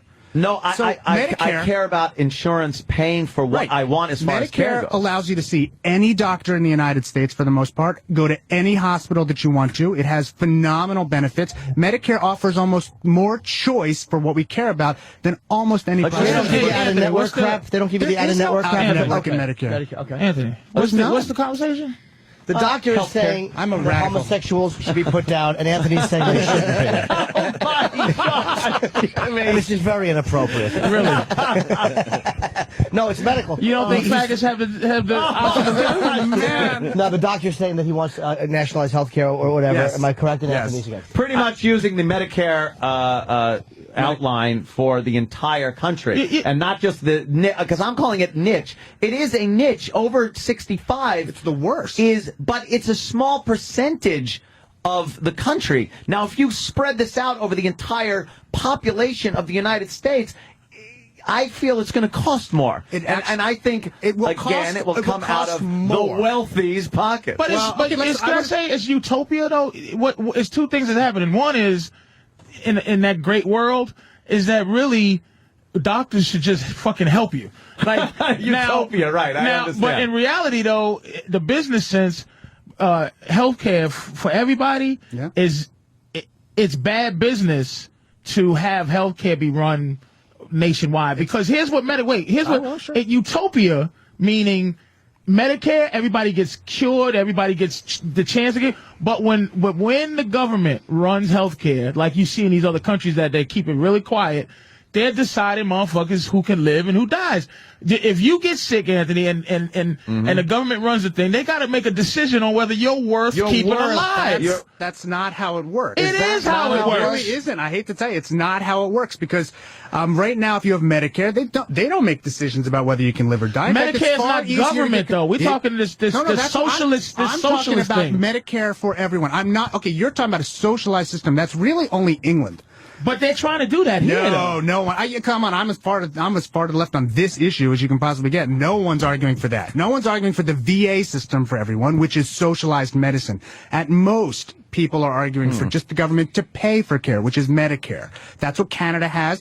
France has a system where... And women are dying of breast cancer, which they almost doesn't even happen here. Their breast cancer cure rates are actually better in Canada than here. I kid you not. Look at the data. You're listening. I'm telling you, look up the data. So believe you, but not the shit I saw. Don't believe me. Believe the data from the WHO or the CDC. Canadian women are fucking dying from breast cancer. Look at the joint Canadian-U.S. healthcare study that our government and the Canadian government did together and published jointly. Add that lion thing at the end where you said government. You see, this guy's a good guy. He believes in shit.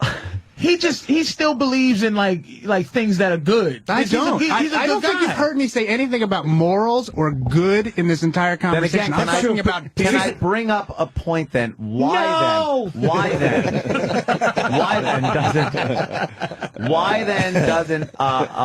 don't American women that are stricken with breast cancer go to Canada to get cured if it's so much better up there? It's actually we're talking about a percentage always point about or two. breasts And also, with you? here's the problem: is that one, Why people in the United breast States with you because pussy cancer is fucking get it? depressing. It's also rare. Sorry. All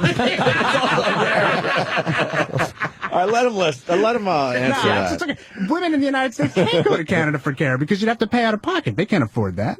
If it's better care and you can afford it, why don't you? And again, I'll bring up Ted Kennedy. Why didn't he go to Canada to get his brain taken care of? If the healthcare is so much better and he can afford the best doctors, he stayed here in the United States. I'm not arguing, as I said before, that there are not individual doctors or hospitals that are better in the United States. It would just be great if everybody could get to them, and it would be but great if everyone could. It would be diluted. But I believe the medical care that would be given to people would be diluted. It sounds horrible. I'm talking there's almost a survival of the fittest or survival of the more wealthy, or whatever that you want to call it. It'd be great if doctors gave a shit. But if they actually gave a shit about you living, would be a great time. He said chewing gum and swallowing it. Anthony, you got to stop using Ted Kennedy as an example. This is the guy who, when he wants to break up with a girl, says, "Come on, honey, let's go for a ride." It's just a bad example. Bring your bathing cap, bitch. What do you mean? We're going out to dinner. But now, what you're talking about is nationalized health care. And Anthony's basically saying, look, if we nationalize health care, will that further mixing of the races? Which is basically... You are an ass. Jesus. Trying to make a point here. No, I just think there'd be this diluting of the of your care. The white race? Based on of the white race. A mongrel race. I think you're worried, though, about, if I get truly sick, will there be a diluting? I don't think you're not worried about, am I going to be able to get my flu shot, right? You're worried about... What? Now, what is your agenda of why because usually doctors hate Medicare. I'm a health services researcher, actually. What I actually do is I do research on how we can improve the healthcare system, how we finance, and how we deliver care overall. But doctors must be against this. Doctors hate Medicaid. Our own research, actually, we did the most comprehensive work on looking at what doctors think about this, and we did a survey. 9 out of 10, right? 59% of physicians actually would support this. More physicians, and a majority give of or take 9%, which is half. No, we surveyed way more than we needed. It's plus or minus only 1 or 2%. It's absolutely a significant majority of almost every specialty of doctors actually support. Sounds to me like you're taking a lot of guesses. Doctors fucking hate Medicare, and the reason they support it is that it would get them paid some kind of way, as opposed to not getting paid kind of way. That's like doctors. If doctors gave a shit like that, pre-existing healthcare, right? I had to pay for a year before I could actually get help. Before they would give you anything. I thought it's just. Our healthcare system is just, I guess, but it's what not it like should be, which is evil. You're complaining about private insurance, though. That's what you're bitching about private insurance. But they work hand in hand. Private insurance and healthcare work hand in hand. That's what we're looking at right here. We're looking at giving people what people that have private insurance have, which is healthcare. Right. Healthcare. Right. But white people don't need insurance until they're 89, 90 We don't have to guess. Away. Medicare exists right now. They're getting good care. But again, 65 and over. That's the worst. It's why I don't understand this part of your argument. They're the most expensive group in the United States. And that's who's going to get killed at the end of the day. That's who they're trying to get rid of. Are useless old people. I'm telling you. You walk into the doctor's office and they hire someone to just go, boo! And hopefully you exactly. They're trying to get rid of old people, man. They're really not. It's There's no research you did on that one. You're right. I've done no research to see if they're getting rid of old people. Absolutely. I concede the point. He's the angel of death. Walks around in the old age home with a pillow. Let me actually ask Archangel Gabriel. Is there going to be like those questions that they have? Like a lot of times they have those questions you have to answer about pre-existing conditions. No, exactly. Medicare has no pre-existing conditions. You turn 65, you get Medicare. Will it make it harder for me under a nationalized system to get insurance if, say, I smoke and have unprotected anal sex through a hole in a peephole? I'm not saying I've done that. No, then Medicare's for you. I'm much more of a giver than a receiver. Should that make my insurance be lower? Do you pitch? It's a lot cheaper than if you catch. Oh my God. We were so much more serious about this 2 hours ago. Oh my goodness. This is like a complete. Well, look, it makes a lot of sense. I mean, it's like you're not a guy coming from this greedy agenda. I mean, I say the same thing again. If you just look at every other country, and again, I don't care about the politics of everything else. They all have some sort of system that's really like this, where it's nationalized at some level, and then there can be private insurance on top of it. But all of them across the board, all of them though cover everybody They get outcomes which are usually the same or better than ours, and it costs significantly. You can't say all of the countries, all though. Pick a doctor in England Sudan. only has to go to school I should say for you're like right. 4 years or something. Really? A doctor, I've traveled a little bit, and doctors have less credentials than they do in America. America is the best doctors. Again, I'm not arguing. People go from other countries to come here to get well. Yes, but again, you're talking about doctors. Blue Cross and Blue Shield doesn't create medicines. Anthem doesn't create procedures. It's like that's health care. So We're just talking about paying the bills. No, but Patrice is saying people from other countries come here to get care. But people from here go elsewhere to get cheaper care. I mean, there's people crossing the borders. And then they die. That's the part you're leaving out, Doc. I saw this wonderful procedure down in the Philippines where the man didn't even use equipment. He just went in and took the tumor out. I couldn't believe it. With his dirty little goop. Would there be an option? Would there be an option to see a better doctor if you had money? Would you be able to see them with the regular insurance? Doctors you could see them with the Medicare. Some don't accept insurance, though. Some don't accept it. We'd have to make it so that they could accept it. But you care we about have can I to see the make doctor it, I want. I want to see the best son of a bitch in the country. Let's say I'm loaded. Right. And I want to see the best doctor there is.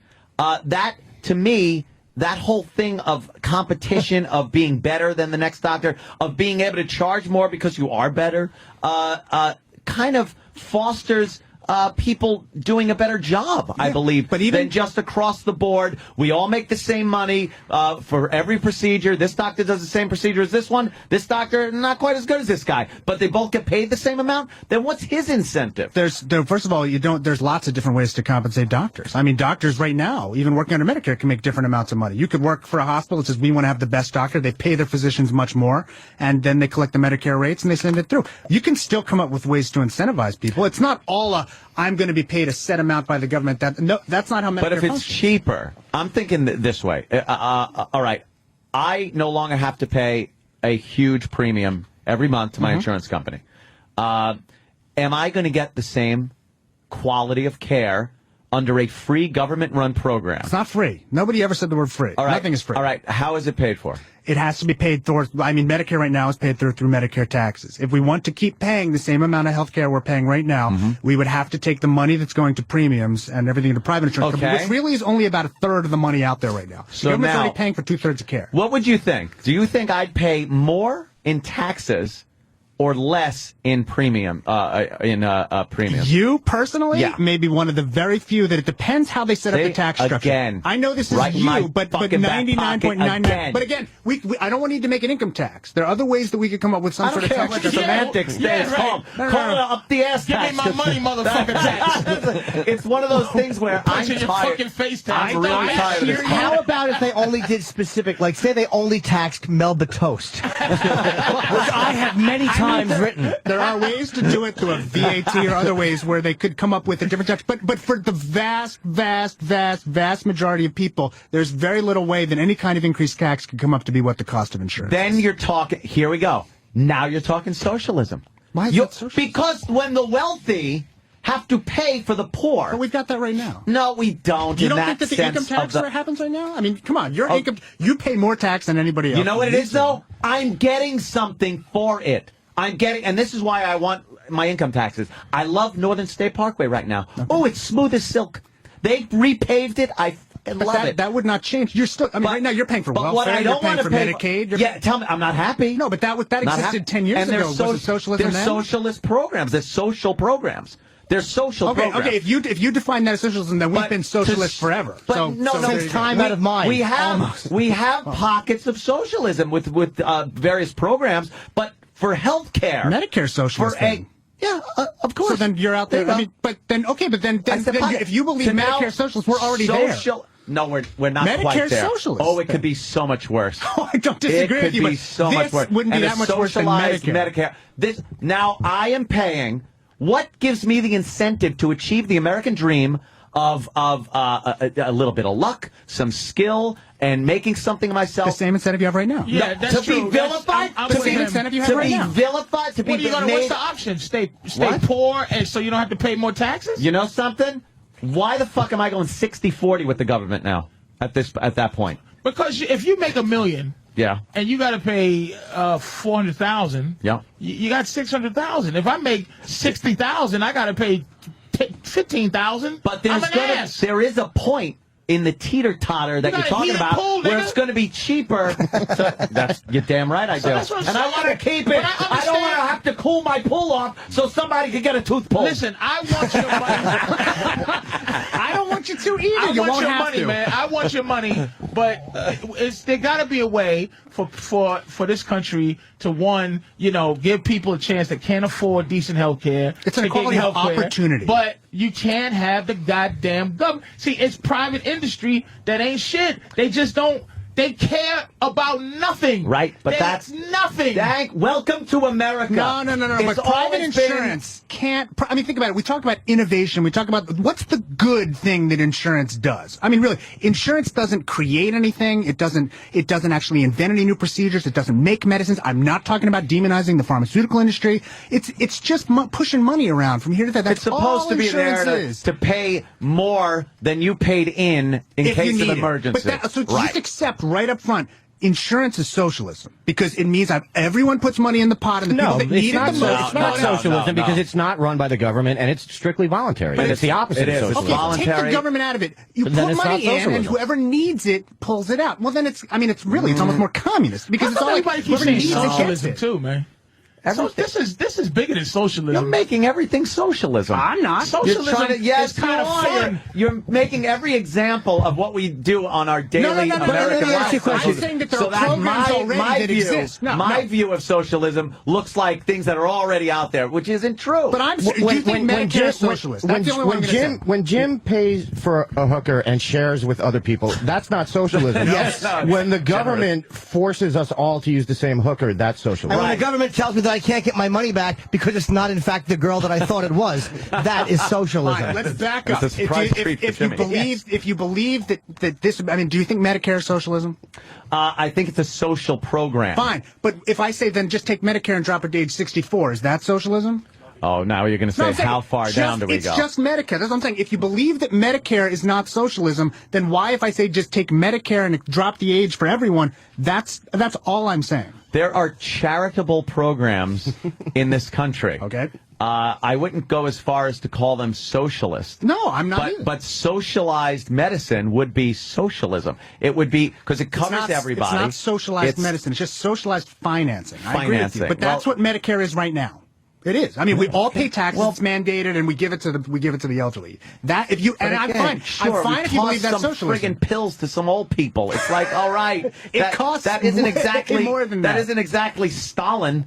I'm talking. It gets into very dangerous ground when you talk about the entire country being under the government umbrella as far as healthcare goes. It's very. I just don't like the sound of it. I don't like the government getting involved in what they are now. They run auto industry, housing, banks. Again, we're not going to disagree on a lot of stuff. I'm not saying government everything. I'm here with one thing and one thing only. But I've only seen them screw things up over the years. Well, Medicare and they haven't. Can't. But again, that's not a big. Do you know what a nationalized healthcare system? What a chore that would be for the government? It's just pushing money. It's not the healthcare system. It's actually, again, Medicare has far less red tape than any private insurance company. Again, 3% overhead. And the Canadian system operates at about 1.6% overhead. The bigger the pool, the less the red tape and the overhead, which is why Medicare, which is the largest insurer really in the United States, operates far more efficiently and with far less red tape than all the big private insurance companies do. No, shit, that was a good point right there. Hey. Oh, sorry. I was just going to say, I guess we're going to have to agree to disagree. That was an overwhelmingly good point by the doctor. The doctor's making some very good points. Wow. I don't know enough about a lot. I mean, I've done my research, but it really has fallen on deaf ears. Maybe you should go to a doctor. Because your examples are silly, Jimmy. Well, no, they really are. Hats. Yeah. Jesus. Come on. I stood up in Congress in a pink shirt and I demanded hats for everyone. Hats for all Americans. And I raised the Sudan because I do think that burning a village and declitting is a way to help people. That's my opinion. People think I'm radical. They're not going to take this seriously, Jimmy. No, they're not, This is a James. serious debate right now. Very serious. No, and I think Patrice is right by saying, He's not even here. What are you talking about? That's why he's pinning it on him. Was Patrice never here? No, what's it's wrong his with you? people that are the problem now that he's gone. By that I mean heavy. Yeah. Right, of course. Thank God we got the problem out of the room. I do agree that you seem like a genuine, decent guy that just wants to help people out and get the most people helped for as little chore as is possible for other people. Oh, but everyone's saying I'm lost. I'm just. Oh boy. Oh, look at that. What? Holy shit! I'm a high school dropout. Go fuck yourself. Well, the doctor had what Ant is saying come is back not with a good point. That's all I'm saying. What Ant is saying is not ridiculous, though. It's like hit him with something. I think Ant's point is very valid, though. About one thing, My bullhorn. You don't want them just to come in and continually milking you dry of your money That's what it to is. pay for the entire country, And and that's it's why we frustrating. should come up with a way that's probably the most fair to pay for it. I will always I'm not say, yeah. saying like I'm not saying tax the wealthy. I'm not. And to be Well, honest, you are, but you're not in charge either. no, well, first The of all, guy I'm that not in is- charge is either. It's saying very that. unlikely they're going to do what I'm saying anyway. That's not my point. I'm saying find a fair way to pay for it. I'm completely in agreement with you, but it would cost less Why is overall. it fair in the first place for someone in North Dakota to have to pay for me to get medical care? Very good. Why is that fair? Well, I mean, if you want to go back to fair, I would take it back to, I think that most people, I think, when they talk about freedom, can agree that what we're looking for here is an equality of opportunity. Everyone's not going to be the same. Everyone's not going to make the same amount of money. Everyone's not going to succeed the same way. But we'd like to believe that everybody has the same fair shot. That's why I think we have public education. That's why we have other things that keep us safe, because we just want to keep everybody a fair shot. The only way to guarantee that equality of opportunity is also to say that, we all have a fair shot at decent health. Not that everyone's going to make money, but if you get cancer and you have no health insurance, you're done. You're just not going to have any chance. We're just trying to look for a way to provide health care to it's not that everybody should get everything, but I think healthcare is one of those things that the government, we should try to provide to everyone. I don't even disagree with them on that. And it's like to say like what's fair, what's not fair. It's like, hey, we all do kind of pay in for the same military. Yeah. I mean, we're not all getting the same. I mean, as a country, we're getting protected by them, but it's like there are things that we all kind of pay in for. It's like Why do you hate the military, Jim? Because I just think that their outfits are terrible. The black shoes, it's just too heavy. No, I love them. My father's a military guy, and don't ask, don't tell, got him kicked out. I'm kidding. He told. He thought Biloxi Blues was a documentary. No, it's almost like what I'm concerned with is like, will all of a sudden like if I want to go, like I had to go to a podiatrist, I had a bad ankle, and she didn't take insurance. She was very expensive, but she was great.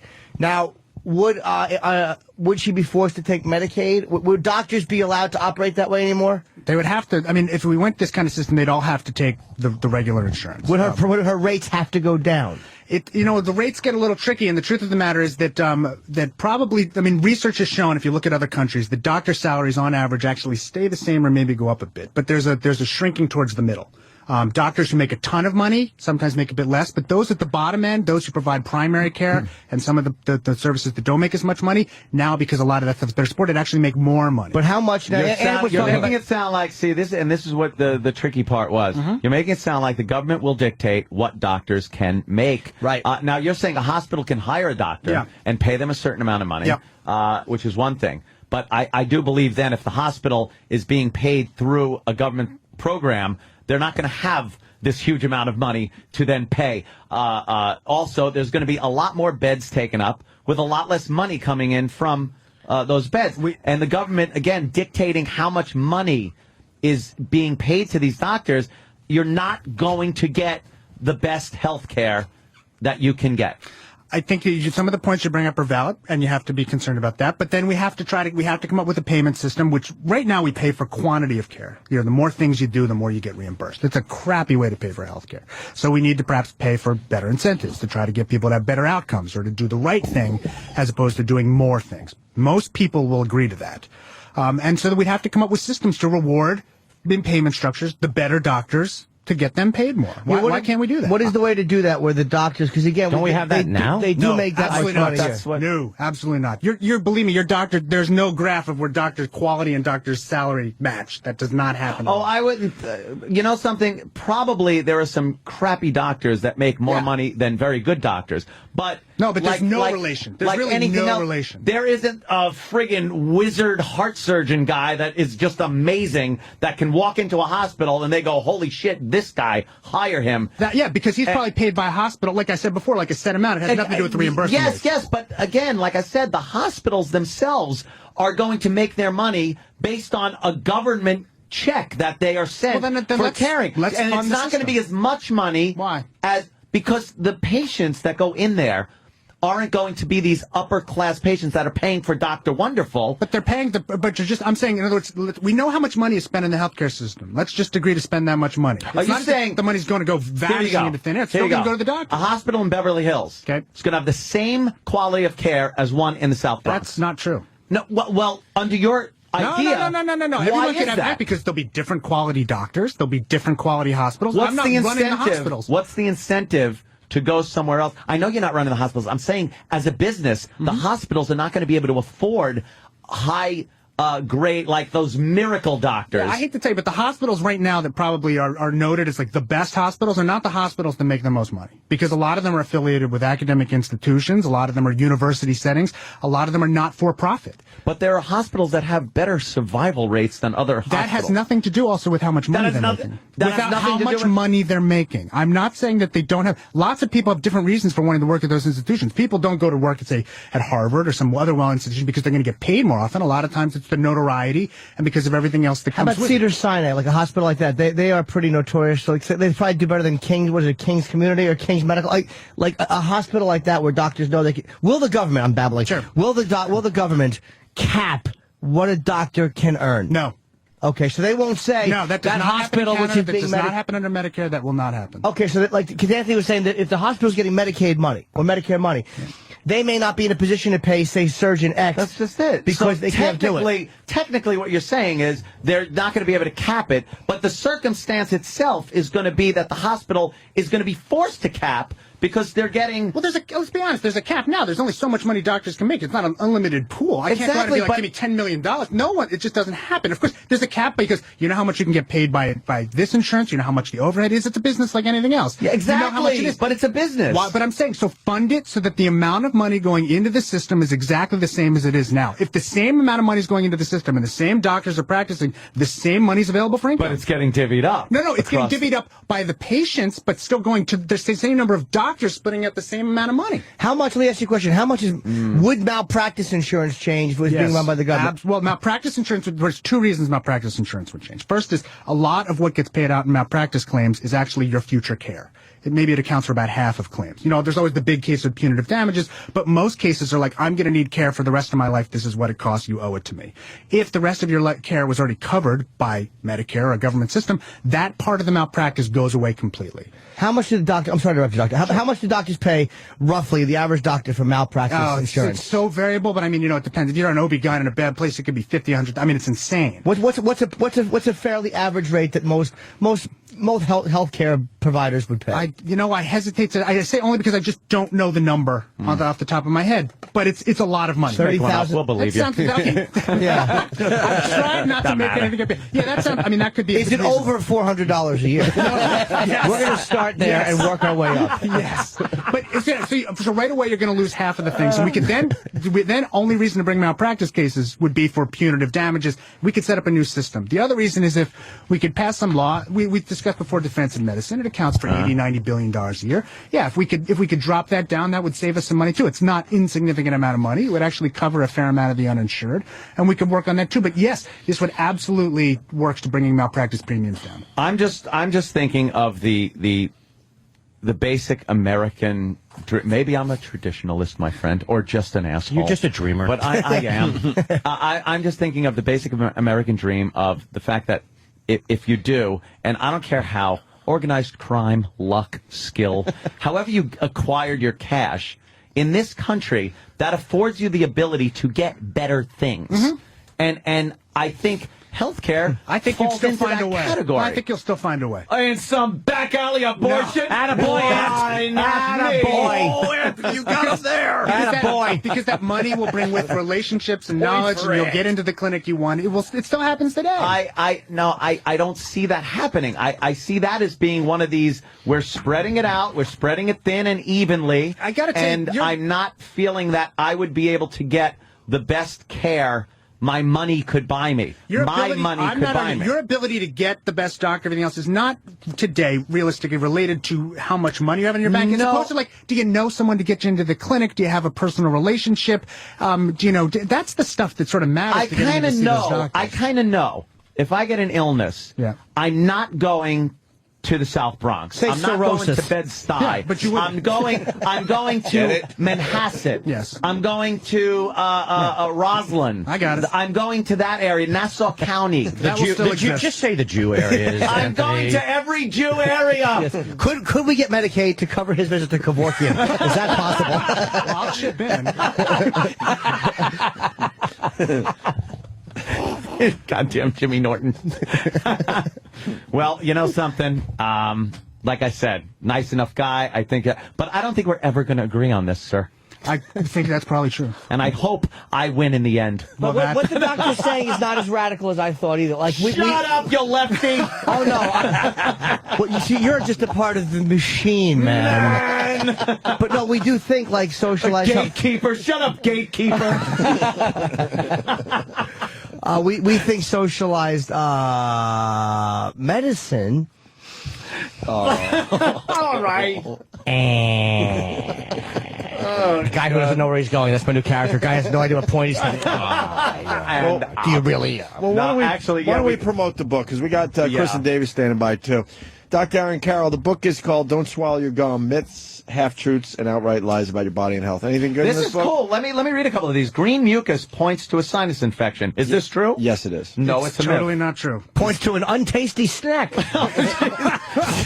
Disgusting ass. All right, let me try another I will say, guys, I'm actually a huge fan of the show. I actually listen every day. No one gives a shit. I'm not kidding you. The book was inspired by a scary news tease.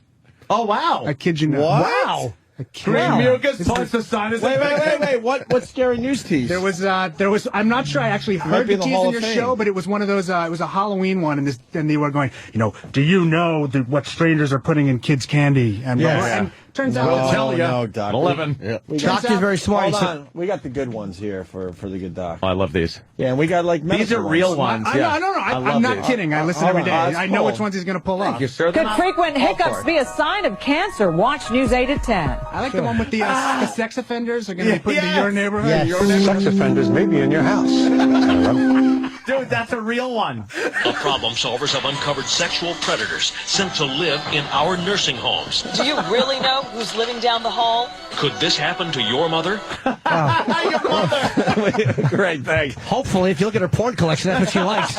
Yes, my mother would like an African-American orderly prior convictions. Look at us inspiring a book. This is cool shit. Preferably from the Caribbean. The Halloween myth was that strangers can poison your candy. This guy spent his life basically proving there's never been an incident of a stranger poisoning Halloween's candy. Well, every time it's happened, it's been a family member poisoning the candy and then blaming it on them. That was in the Culture of Fear, which is a great book. Could your house be making you fat? Tomorrow, CBS 2 News at 5. If you're a gingerbread man. Are you normal? Thursday at 11 on News 8. And the ingredients in shampoo that can make a boy develop breasts tonight at 10. I love these. How a twist on the predator law could shut down religion. One city wants to pack all their sex offenders into a 3-block area. Problem is, it could be right next to your house. That sounds like a fun 3 blocks. What a fucking happening block party they would throw.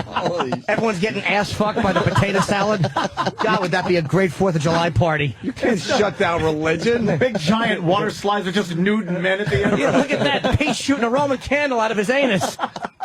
Well, guys, we inspired a book. How cool is that? What's another comment? What's another one? All right, let's try another one. Let me try to get one. Okay. Let's see. Well, here's one. Men with big feet have bigger penises. Yeah, you'd be shocked. They actually studied this. They've actually done even studies where they do stretched penile length. I don't know who'd volunteer for this. Wow. So they actually measure the feet, measure the penis. Tons of people. There's no relationship whatsoever. Not, because I got a nice size hog, and I only got 9.5. I'll say you do. Thank you, Jimmy. I appreciate it. Oh boy, and I actually have you short, do okay fat yourself, feet. brother. Thank you. All right. And I'm not particularly well endowed, but it's been called more delicious than one would expect. Now, singles have better sex lives than married couples. Yep, that's actually a myth. And it says now I've read this. Let me add a little of my reason. Yeah, tell me about it. Let me add a little bit of my reasoning in here. You say married couples report more sex, more orgasms, and more instances of giving and receiving oral pleasure. Yes. Now this is probably, I would say, it's probably true. Yeah, it's, you studied it. But singles, it says singles have better sex lives than married couples. More does not necessarily mean better. I think this is more sex, orgasms, and oral pleasures with the same rag you've been with for years.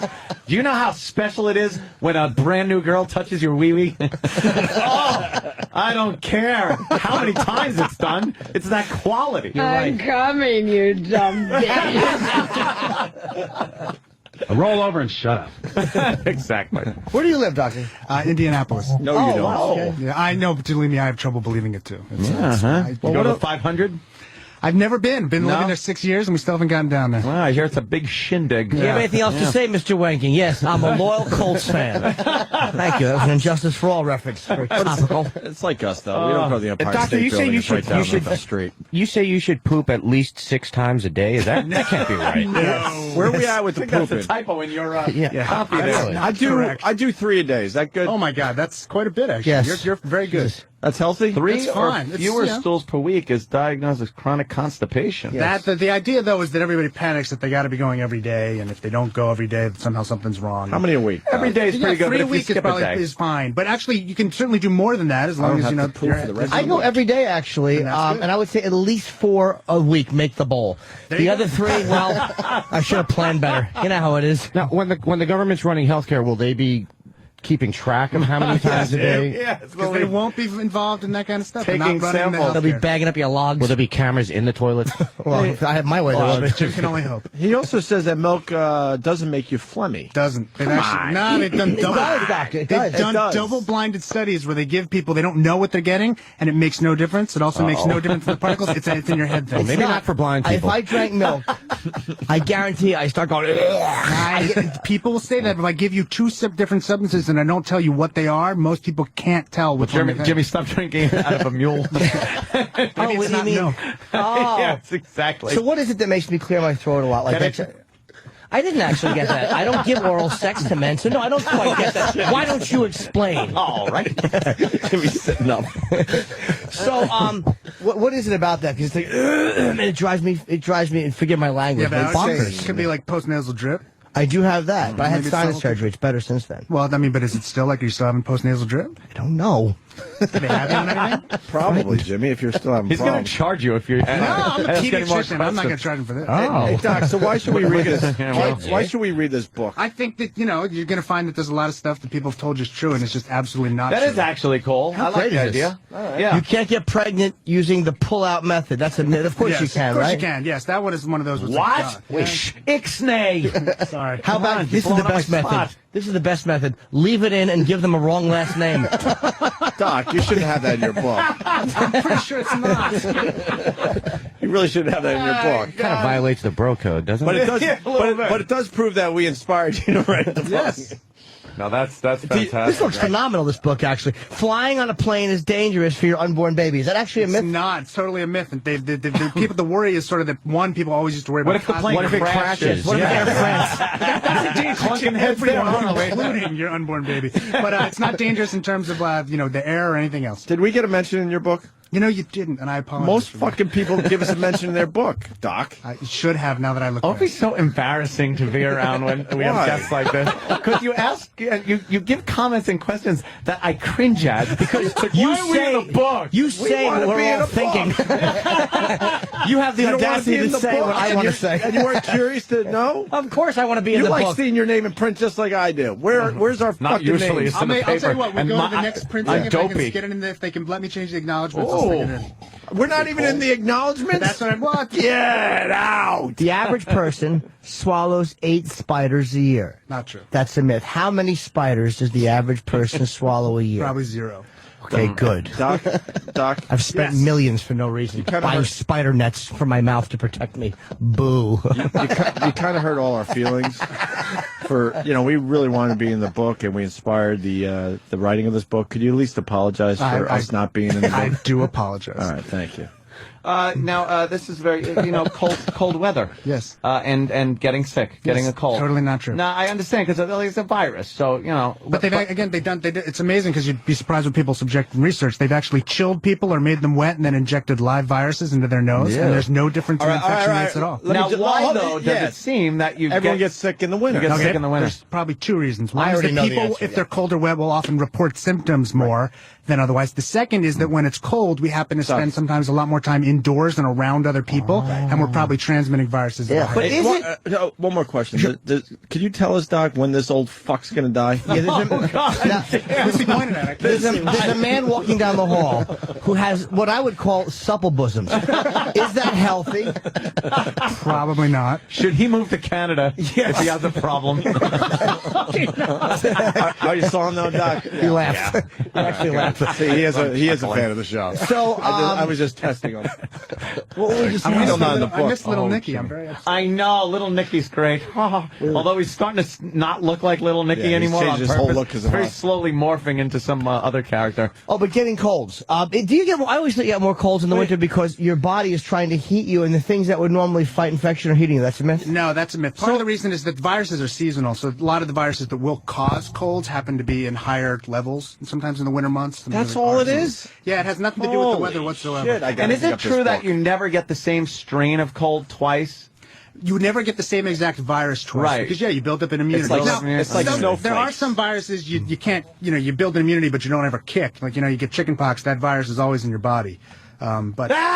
Yeah, that's how people get zoster, or stuff like that. Really? Shingles. Shingles. It's reactivation. That's what Nixon had. I think a Jew gave it to me. Anti-Semite.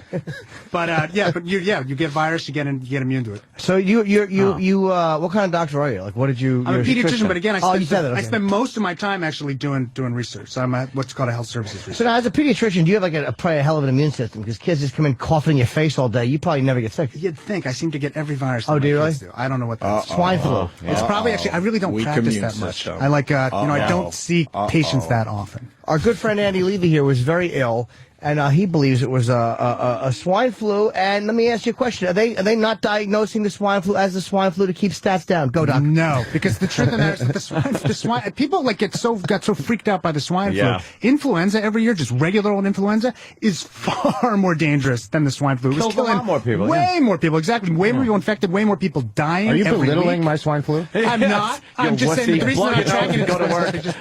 Are you saying that he was looking for sympathy when he was running around oinking? The doctor told me afraid. The doctor told me I had swine flu. I believe you. I didn't just. I don't think you do. I totally believe you. Oh, things get rather heated here in the morning. Yes, they do. Gets kind of crazy. Where's Kristen Davis? I want to get her in and see what she's got on. Get her in I'm here. fairly sexually attracted to her. Let's get rid of this board and get Kristen in. I happen to like this doctor very much. I did the Colbert You Report did last good. night. How was that? It was a lot of fun. He's a fun guy. He really is. And boy, he's really right wing though. So you guys must have really had a hard time with each other. He really was yelling at me quite a bit. Yeah, I bet. I'm sure he meant it too. Yeah.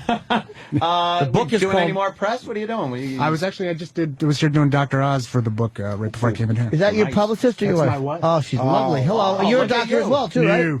No. No. The book is called Don't Swallow Your Gum. It actually looks really good. Here's what I like about it, and I mean this in a good way. It's a small book. You read this on the toilet. It's like, dude, there's nothing better taking than your one dump a day. It rules. I used to read encyclopedias on the toilet. They were so uncomfortable. 30 volumes on my lap, my little numb legs. This is fantastic, though. Jimmy, can I see his book? No, because you're going to hurt it, and I wouldn't do that. I'm taking Dr. Aaron Carroll. Where's my copy? I want mine in my what? bag. No, I so want. Hey, can I see your copy? No. We put it away. What? I give a copy. Would you sign my book? Oh, you got an doctor? extra copy? Great. Do we have to get this girl in here? Not this girl, Kristen. Yeah, we got to take a quick break. All right, let's take a break. I'm going to pay. I don't want a signature because if they find it in my house, they'll probably take my guns away. See, we don't have a problem with guns. He's more teasing, of course. He's just more healthcare. I think he's more like you than you realize. I know. He's probably more libertarian on other things. Yeah. Holla, I hear right? you. Yep. All right there, Doc. More like Anthony, huh? Did you also try to get Marvel Comics to make Mein Kampf into a superhero? No, I'm still trying. What do you mean try? All right, big break. Andy Levy's here from Red Eye. Thank you, Doc. And the good doctor, Aaron Carroll. Don't swallow your gum. Pick it up. Sounds like Looks a good fun. read for real. It really does, man. And it's just like fucking everything you think about with medicine is answered in here, I think. If you pick up food within 5 seconds of hitting the floor, it's safe. Do people actually believe that? The 5 second rule. Yeah, it's 5 second rule. It's totally not true. God damn it. All that time I dropped my gum in the stable. Do you know, one time I dropped my chewing gum under a urinal and I got it right up off the floor.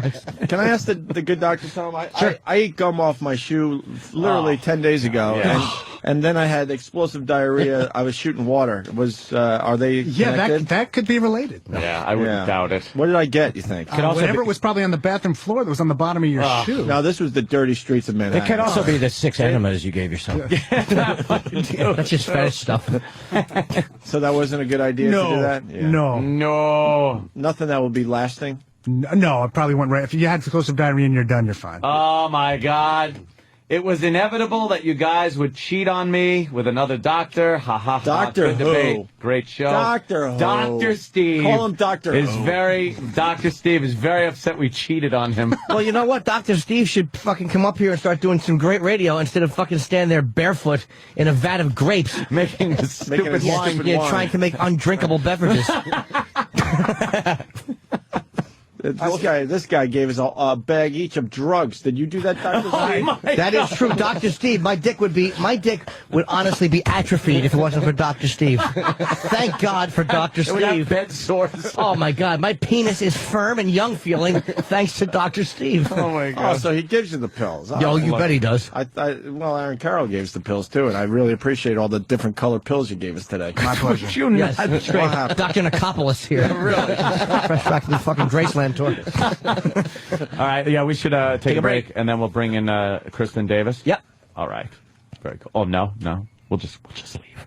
Okay, cool. What if we sneak out? All right. I want to talk. You go first. We need Andy Levy to talk a little more. He got up early and all. Yes, you did. All right, we'll figure it all out. Thank you, Doc. Opie and Anthony, Jim Norton. Yes. Andy Levy, who's part of the Red Eye team. Yes, 5 nights a week on Fox News. Yeah, we have Greg in there a lot as well. Yes, and now we do. we're going to start getting Andy in here, hopefully on a regular basis. Andy, you promoting anything else? Me? Yeah. Not a goddamn thing. All right, good. Look at these tits then. She's lovely. Kristen Davis, everyone. Oh, hi. God Here damn. she is. You look. It's nice to meet you. What did she do? Kiss me on the cheek. Yes. Wow, you look much better this time around.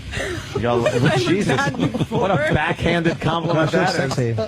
That's a front-handed insult, actually. You look way better. I don't know what it is. Did you go on vacation? What happened? No, I mean, you caught me at a time. It was a very tough time in my life. I didn't know I looked that bad before, but thanks. No, you look Maybe good. I just dressed up for all you guys Yeah, I in can't here. believe Anthony said that. I think you're beautiful. You look very good. I'm a good boy. You have very nice, I'm a good nice, cop. nice legs, if I may. Thank you. That's exactly what you look at, Two right? of Between the them. two. Are you wearing underwear? No. Yeah, Really? I didn't think so. Yeah, the guys were saying you weren't wearing any. I didn't notice that. We had a doctor in here could have taken a look at that. There's a pediatrician, so. You're not he wearing was? any- I don't think, yeah. No, I never wear underwear. Great Goes in a little size deeper. difference What in the hell? what I he's stopped like 10 seen years and- ago, and now I find them uncomfortable. I agree. Really? It's just You don't wear any underwear yet? I do wear underwear, but I find them uncomfortable. I like discomfort. There you go. Yes. You stopped wearing underwear like 10 years ago. 10 years, yeah. Wow. Really? Do you And ever just show your because- hiney? You never nervous about wearing something that short? Yeah. It's not short. All right. Oh, wow. Your legs just... No, No, it's I not mean, that bad. it's short when you sit. No, it's not that bad. It's short when you sit. Or when you get out of a car or you do a cartwheel or She something. smells really good. Yes, she does. God in damn. this I'm room. going to come here more fucking often. You skunk guys would are being smell so good. nice. Wow. Jimmy farts. Anything smells good in this room. Yeah. Can I talk you into doing some sit-ups, like while I look from this angle? While you hold her feet. Yes, I'm as a gentleman. Old school, hold the feet while the other person does the fucking crunches. So, Kristen, you're in this this month's edition of Penthouse, an article. It's called "The Bull," and then in parentheses, "Shit Market," the bullshit market. So you were the Manhattan Madam, And what is this article about in Penthouse? It's about Wall Street misappropriated spending, the antics of the guys spending the money, doing cocaine, spending corporate money, taking it out of people's pockets. Still doing coke? Jesus still Christ. It's huge. Come on, whoever didn't move on to heroin's a pussy. Why is it? Or at least meth. Yeah, go to meth, something. Coke is so 80s. Why is your article only 2.5 pages? Yeah. I don't know. Why did you get your picture? My picture's not in there, and I think I'm kind of cute. Damn. Because they were making fun of us, obviously. They picked the worst picture ever taken of us. I don't know. There's quite Page 51. plenty of really bad ones to choose from. What was the name of your agency, your escort agency? Wicked Models. Wicked Models. And you said one of the people you name is, you named Bernie Madoff as one of the guys? That's correct. Was he frequent? How much money was he spending? He was a body rub client, so he wasn't on the high end. $20 billion spent in hookers. Yes, I've taken everyone's money, and now they're going to come find me. Body rub. What's a body rub? Rub and tug. Yeah. Oh, okay. But he would probably Make you get more cranky? if he would. How much would he spend average, do you know? Like, what was the body rub? $220. That's it? $220, Do yeah. you think he'd ever throw them more for a blowjob or whatever? Because I would I'm do sure. that many times. I'm sure if you like the girl, but body rub's safe. Like, you can go in for a couple $100. If you like her, you can coerce her for more. You don't have to pay agencies fees. You really get a discount, actually, that way. Okay. And last time you were in, we didn't... Bernie's such a saver. Which Yeah, wait. Why are we moving on? Times were tough, he knew. What a cheap fuck. Yeah, for all that money. Yeah, his office was 2 doors down from my location. Did you know him? No, I didn't personally know him. I'm sorry, good. All the offshore, all the body rub calls were handled offshore. Offshore, which means... I had an offshore call Fire center. Island. Okay. Uruguay, That's as far as I can go. Staten Island. Yes, Staten Island. Oh, wait, that's interesting, too. So what? That kept it safe for you? They're calling somewhere else? It was cheaper. I mean, I was paying these girls in New York 10% of the gross of a call, so if it's $1,000, they got $100. Oh, you and your socialized prostitution. Enough already. Get that doctor back in here. Lefty. You can go over to Uruguay, and it's about $350 a month for somebody's salary with a master's degree that speaks perfect English. Oh, okay. So I had 8 people over there. You didn't do any bait and switch, did you? I've had that happen a couple of times. That's all I did was bait and switch. Did you That's really? the art of it. But if you're good at it, you will never know. Well, Why? did you ever get guys who sent... I sent one girl back, but I was Showed nice up with about a it. dick. Well, no, she didn't have one. I was like, what is this? You're missing something. You're incomplete. No, one girl came over, and I wanted this little sexy blonde, and they sent me this kind of a hefty Hawaiian. It was really awful. And but I was... Tony Rocky Hara? I gave her up. I gave her some money just for... massage. I gave her money just for a cab, but then I showed her online, like, this is the girl I called. And then she's like, yeah, they do. That's like, she knew that they kind of tried to fuck me out of it. Yeah. Well, I mean, there's an art to bait and switch. If you're going to bait and switch, she better resemble the Gouging photo. their You know, eyes if out it's a at the brunette door. with long hair and you see panties and heels from the back, you don't know what her face looks like. Let me tell you something. I've looked at pictures on Craigslist and gone, wow, that's a girl I wouldn't mind having over here. But knowing damn well that girl ain't showing up. Some Asian girl's going to show up, or some Hispanic lady, or a black guy is showing up at the door. It's not going to be this hot blonde girl. What do you mean it's not going to be the Penthouse It's model? just not going to be. It's never. It never. Look, that's who's going to. And she ain't even showing up. A nice little anime girl that might show up. She's not showing up. If they're showing her face, chances are she's not showing up. No, huh? See? Oh, really? But the pictures aren't always, completely misrepresented. Sometimes if you do it right, if you do bait and switch right, I'm going to send you someone I overpromise, underdeliver. Look, Patrick Swayze's brother looked like Patrick Swayze, but you knew it wasn't Patrick Swayze. When Frank Stallone shows up. Yeah, exactly. You know it's not Sly. Now, what about Michelle? She was what was the name of her agency? She was in Fort Lauderdale. She actually gave me one for free one time. Niecy's Girls, I think they were called. Oh yeah. I don't remember. But you know who I'm agency. talking about. She had some pretty high end. Were you kind of on that level with her? Sure. But I think bigger. I had Boston, Philly, DC, 3 apartments in New York, LA, Miami as well. And now you said Spitzer was one of your clients? She held all the prostitutes in her pockets like so many nickels and dimes. Yeah, she went to jail for the Spitzer thing. I spent 4 months in Rikers Island. Yeah, we missed the A-Rod story. She was in literally the day before she told the world about A-Rod. I did not, disclaimer, I did not. We're over it, trust me. No, or you that wouldn't was be coming. here. Yeah. But give us some info on A-Rod and the hookers. And you dated him personally? No. You didn't date him? There was a friendship there. I didn't date him. Maybe a crush. Did he? Did you guys ever go out to dinner together? We went out in public together. Yes. Okay, you hung out a little bit. Would he ever give you gifts as a friend? Sure. Would they be cash gifts? Would they be just jewelry? Or she went to the game, saw him at the fence, and got an autograph. That pretty much the sums thing up is, the I found in running an agency, once you say, I don't care who the client is, once you say yes, then they feel uncomfortable calling back and asking for another girl. And then if you say no, they feel rejected. So you have to walk the fine line of just being a big flirt.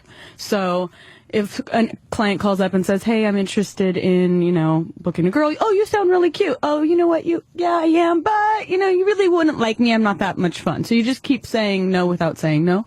But you went out with it. Let's be honest. Maybe for me you do. But for a guy who's got a $200 million contract, that's a guy probably who was at least, you must have slept with him. I mean, which is okay. No, I didn't sleep with him. Come on, you never banged A-Rod?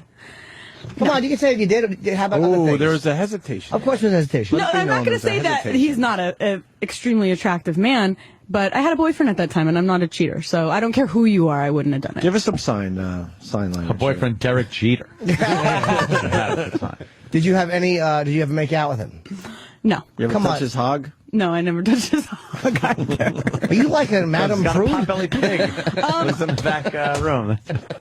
You know what? It was business, so it was not personal. There's a different, there's a madam and then there's a Kristen. So they're two different people. Yes. So why would he go out with a madam who wasn't going to give him any type of sexual activity? I bring girls because she was with bringing me. the girls. I get that part. Okay. Why? Maybe it's a dumb question, but why someone like A-Rod needs hookers when he could bang pretty much any groupie out there? Discretion. They don't get attached. Discretion. You pay him to leave. Yeah, you pay him to leave. It's the truth. It is true. I'm just sick of hearing that. Sorry. It is true. On variety, I mean, it's easy. It is easy. You don't have to work for it. So at the end of the day, when you're tired and you just want to do what you want to do, you can make a call and it's there in 2 seconds. You don't have to go out. You don't have to, you can be in your pajamas. It's great. Did the girls give you good reviews on A-Rod? Oh boy, what's his problem? What was the negative review that you heard? One pump Two of the girls were from out of the country. And He was didn't even great know in who he April, was. but horrible in September. Wait, there was too much going on there. He was great in April, what? But horrible in September. And what are you laughing at it? There's so much going on. No, that's what it was. I was just ready to go. The girls that fucked him in October. I know. We all were going for Yeah. We bang heads. What were some of the reports you got that were less than stellar? They were not less than stellar. They were just, two of the girls didn't know who he was. They're from out of the country. They didn't recognize him. Oh, screw them. And one of the other girls, her father's actually a coach for a major league team. So she freaked out when she saw him. So she's an escort and her father is what kind of a coach? Baseball. From Major League Baseball. No, but I mean, pitching coach. Is he a manager or is he a... He's a pitching coach. Okay. And American or National League? You don't have to get any more specific. Which team was that? I missed it. Yeah, what's it rhyme with, the team? I don't know. They rhyme with pets. I know nothing about sports. I had to think for a second. I know. Got a fool. Hankies. We got to ask her about, I think Joseph Brooks, I think is his name. Oh, yes, Mr. Brooks. Mm-hmm. He's been in the paper. He's the dude that wrote, help me out. You Light Up My Life. Thank you.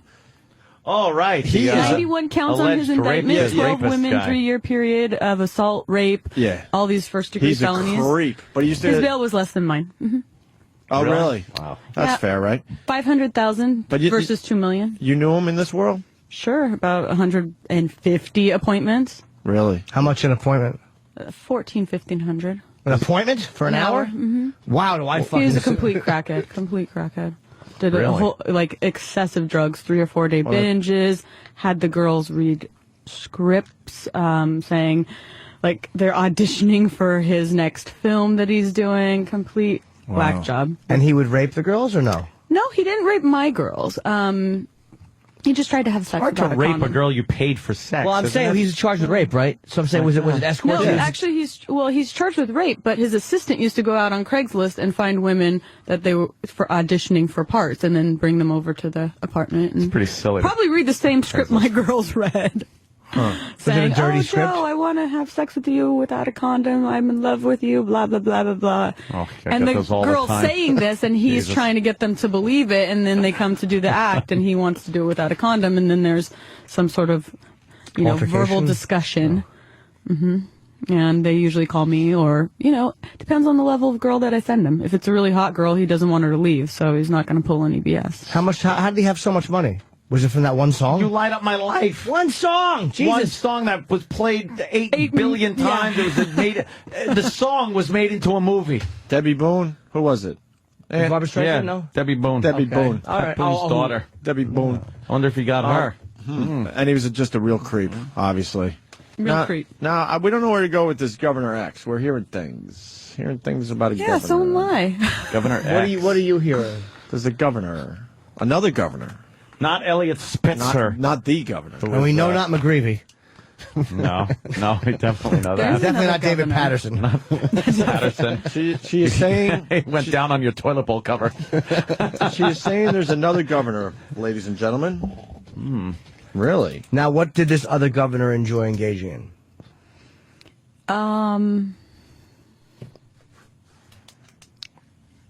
Can't really talk about that. Why not? Not even what he liked? Why can't you talk about that? You're not saying his name. Why can't you talk about what he likes? Ball jobs, sex, ass I sex. think. But also a little, let's say, entertainment. Going out actually for drinks with the girls. It was a whole night sort of affair. To pay for that. Yeah, I don't understand it. But how would he go out with them in public? Money, fuck me. As a governor, how would he get away with going out with them in public and not being spotted? He had a friend with him. Okay, so he would bring a friend. Mm-hmm. His friend would book the appointments for him, and then they did the bait and switch on me. His friend was President X. His friend's actually yeah. And his wife is Secretary of X. Right, former President X. Yes, former President X. So why are you uncomfortable with the governor, talking about the governor without... Well, the last governor put me in Rikers for 4 months and seized all of my assets and then put me in about another $300,000 of debt. So how did that happen? Because you got arrested for it, right? Yes. But you've also kind of done your time for it, haven't you, for being a madam? Yes, I have done my time. So how can they prosecute you again for it? I don't know. They can prosecute whomever they want for whatever they want. They can create something, is what I found. So this governor's still in office? Still in office. What's your favorite baseball team? Chicago Cubs. Chicago governor. Is the governor? I know. Is the governor? Yes, Chicago governor. I will say it's not Arnold. How's that? Well, that's cool. We got 49 to go. All right, we're doing good. But I have to defend my home state. You know how it goes. Is it? Okay, Can we get a region of the country? Yeah, it's a Democrat Republican. East. Yeah, are you going to be identifying this guy tomorrow after you're off our show? No, I'm not identifying this guy at all, though I hear that there are some, nice blog postings and comments on the Huffington Post. Is it east? Is it northeast or southeast? Just east. It's northeast. Let's be honest with each other here. Yeah, you're not naming the guy? No, there's a lot of stuff going on, though, a lot of interesting conversation about it. Let's just say this. Have you seen anything that was written anywhere that did peg him accurately? Yes. Okay. Do you have a pencil? I have a pen. Are we doing Sudoku? I need a pencil. We're doing Sudoku? Yeah, thank you. See, I just needed a pencil. You could do like Hangman. That's not a pencil. That's a pen.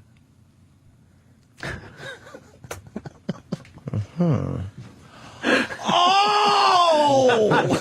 That's all I needed. I'm fine now. Oh! You wanted to do the crossword puzzle. You're so vain. Yeah, I know. And I spelled it wrong. Do you have an eraser? Doesn't mean anything. Yeah. So how long did this particular governor, whoever it is, use your service? About a year and a half. And how many times would you say that he? Holy shit! How many times would you say he engaged in prostitution? Probably 10 or so. 10 or so. And how much a pop? 1,500. How to say this without saying this? It was obviously 1,500 is New York rate. So outside of New York, rates vary. What are the rates? Let's just say. Let me ask you a question. The rates in New York are about 1,500. What are the rates in New Jersey? It's about 700-800. What are the rates in Pennsylvania? Not the same. About 700-800. Mm-hmm. This gentleman paid in coal and steel. So it kind of goes. Okay, so it kind of. So it kind of goes out like when you get to the smaller states, and as you go north, say to Connecticut, would it stay the? I'm going on Wikipedia. It's so usually right around the join in the fun. So maybe, okay, so this guy got about 10 times he used your service, and he just pretty much liked straight sex. Was there anything weird? I'm sure you got some kind of reports on him. More of the reports were about the bait and switch. You think the appointment's with one person, and then all of a sudden you get baited and switched, and you have to wonder why. So you do a little investigating, find out. Oh, okay, this is. Well, how did you find out who the person was? Did you? Because obviously he wouldn't give his real name, would he? Yeah, actually he did. I mean, you're out in public, so obviously, people will come up to him and shake his hand, talk to him, that sort of level. So usually, some girls are so dumb that they just don't put two and two together. But luckily, I managed at least once to send him someone who figured out what the deal was. Now, so basically, she was out with this governor who had a friend with him, and it made it look like it was the friend's date. The friend, yes, the friend would book everything. Initially, meet the girl, and then bait and switch later on. And then like the governor would take her upstairs for an hour. Or would he spend the night? A couple of hours. Okay. Would he do it in his home state or other states? Home state. Well, gotta like the balls on the governor. Yeah, that's pretty good. All right. So you think he's feeling the heat that maybe he's been named a little bit here and there? Although not here, of course. There's the legal disclaimer. Not here. Well, it's the truth. I mean, we don't know. I would love to know. I would say who he was if I thought I knew who he was. I just don't know. Yeah.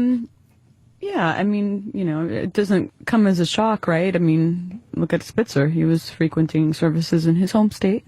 Yeah. That's true, but he wasn't really going out. Was he going out in public with them? Where's that pencil? Was he a nice guy? Who? Which one? The Governor X. Governor X was very nice. Yeah. Which is why one of the reasons why I'm sort of keeping quiet is because I don't feel like Spitzer obviously needed The girls to be out. that he He's sent a big over, hypocrite. The girls that were sent over, did they ever steal her heart? It's a fair question. I mean, Happen. Maybe if hey, look, if he would no, but you know what? If he would steal her heart, she may leave the business, and I think it's good that he didn't. Yes, exactly. Sure. Yeah, because you don't want a relationship. No, all of a sudden, you don't need some guy just acting like a pirate taking these fucking chicks out of your business. Well, Enough, right? Aren't most governors married? So what are they really going to do? Yeah, I know. You're right. Married. Yeah. And then you got a nice little filly on the side like that. Oh, three. No problem there. Without a fucking doubt, man. Yeah, I hear you. I think we're about done there. You bet we are. We are running out of show, aren't we? Oh boy. Kristen, we got you in late, unfortunately. We're literally running out of show here. Are you going to be in the new movie? We didn't ask you that yet. What movie? What movie? Sex and the City. You're Kristen Davis. No, I'm sure she's very put off by that, actually. Yeah, I'm sure. I'm very put off by that. Can you, the ex-con? All right, so is this governor going to get busted? Yeah, Is this governor going to get busted, do you think? Is it going to come out that he was doing this? He is now. I think it needs to be addressed. I think there are some blog comments that, I'm hearing some rumors about people really putting two and two together, about the girl even being named, potentially coming out. So how did his name start getting mentioned even? I haven't read anything. I've heard that this guy has been named. How did he start getting named? People posting speculation on like the Huffington Post comments. There's like 250 comments, and people are saying, I think it's so-and-so, I think it's so-and-so. And now news reporters are, picking that up and looking into backgrounds. And I mean, people in your home state know your proclivities. They really know what you're about. They're just waiting for the opportunity for someone else to name you. That way they can jump all over the story without any legal liability. So I'm sure people are just waiting for this Annie to come forward. Okay. Here you go. Did the relationship ever get a little rocky? It's a fair question. That's a fair question. I just wanted to I just wanted to be part of the club. Hey, you know what? That's a very fair question. Have you even been listening? That's a very fair question. Of course, but I wanted to just be a part of something. Why not? Hey, what the fuck? Want to be a part of something. Was the governor an Eagle Scout? Holy shit. Who the fuck knows? Do you think it will come out? There'll be proof of it, or will it just be more speculation that he denies? I mean, he's got to deny. I mean, look at what happened to Spitzer. He denies or resigns, basically. So he's going to deny. But it's, how many girls has he seen? If they all want to come forward, well, what are you going to do? Go up against, 10, 12, 20? I mean, maybe potentially you've even had relationships with, publicists and interns and all of these other people in your work environment. So are there actresses and stuff working now, or high-profile models who were at one time, let's just say, on the other side of the business? Of course. Really? Of course. How do you think they support themselves before they get to be of someone's stature? Let's name one. Yeah. Yeah, that'll work. What state is she from? It's gotta. Even, I even had girls working for me. I won't be specific because I obviously want to protect them, but that were in like soap opera stars, and they're still. I don't know if it's their fetish. Classy enough to be soap stars. I mean, but I'm like, wait, you have a reoccurring role on X. What are you doing? Talking to me. X of our X. Some of them, I think they are looking for something. The X and the X. Now, how much would a soap star get? Is she a soap star fucking, or is she before she was a soap star? Both. Okay, so as a soap star, how much is she getting for sex? $76 an hour. I thought it was something more than that. All right, now you slipped one. Like $200 to $2,500 an hour. It depends on if she allows me to send out real photos. If she allows me to say who she is, I can command more money, obviously. Yeah. How about more mainstream actresses? There are a few. What are they getting an hour? About 3. 3,000? But usually you try to. What you do is you say, okay, she has a minimum. So if you want to book her, it's a minimum of 5 hours. So it's a minimum 15,000. Well, how mainstream of an actress are you talking about? 15,000. I had a girl that's in a major motion picture. Very, very pretty. Blonde or brunette? Tax brunette. implications. Do you still have contacts with any of these girls? Sure. A handful. I mean, most of them, I think, some of them, my top girls, this is a sign. ratted me out in my secret grand jury indictment. So, not all of them. Flyer joke yet? Yes. We did that one too? Yeah, I think so. Fuck. Do you introduce friends? No one's made a Pirates of the Caribbean joke yet. Maybe. We'll talk later. No, Kristen, it's always a pleasure. You have. It's weird. You have a lot of info that you just can't blurt out. That's got to be a weird place to be. It's a powerful yet scary place to be because you have all the information. So, but also discretionary purposes. You want to be quiet. Sure, we'll all enjoy hearing when your car explodes. Luckily, I don't drive. Good luck managing the Tangiers. ManhattanMadam.com, Penthouse 40th Anniversary Collector's Edition. On newsstands now. The girls at Penthouse this month are fucking smoking. God, there's like a whole list of all the Penthouse pets in the year. There's a whole really look back. sexy. It's nice. Real nice. Let's get plugs and stuff out of the way. James Norton. Andy Levy first. Red Eye Fox News Channel, 3 a.m. Eastern, Monday through Friday, midnight weekends. Midnight on the West Coast. DVR it. It's the easiest way to watch it. Just stay the fuck up and watch it. Jesus, sick of this DVR crap. Pussies. Yeah. And I'll be in... drink and stay up. Oh, at twitter.com/Andy Levy. Yes. I'll be in Pennsylvania. I'll be in the Punchline in Atlanta. I'll be in Atlanta. The Punchline Comedy Club. This Thursday, Friday, Saturday, and then the following week I'm all mixed up here. I'll be in Middletown, New York, at my buddy Rich Franchese's club. Yes, the Manhattan Comedy Club. Yeah, it's a great club, and I will be there. Very cool. Very good. Yes, we'll see. What you guys a tomorrow. good time. We'll see you tomorrow. Bye, guys. All right, whatever.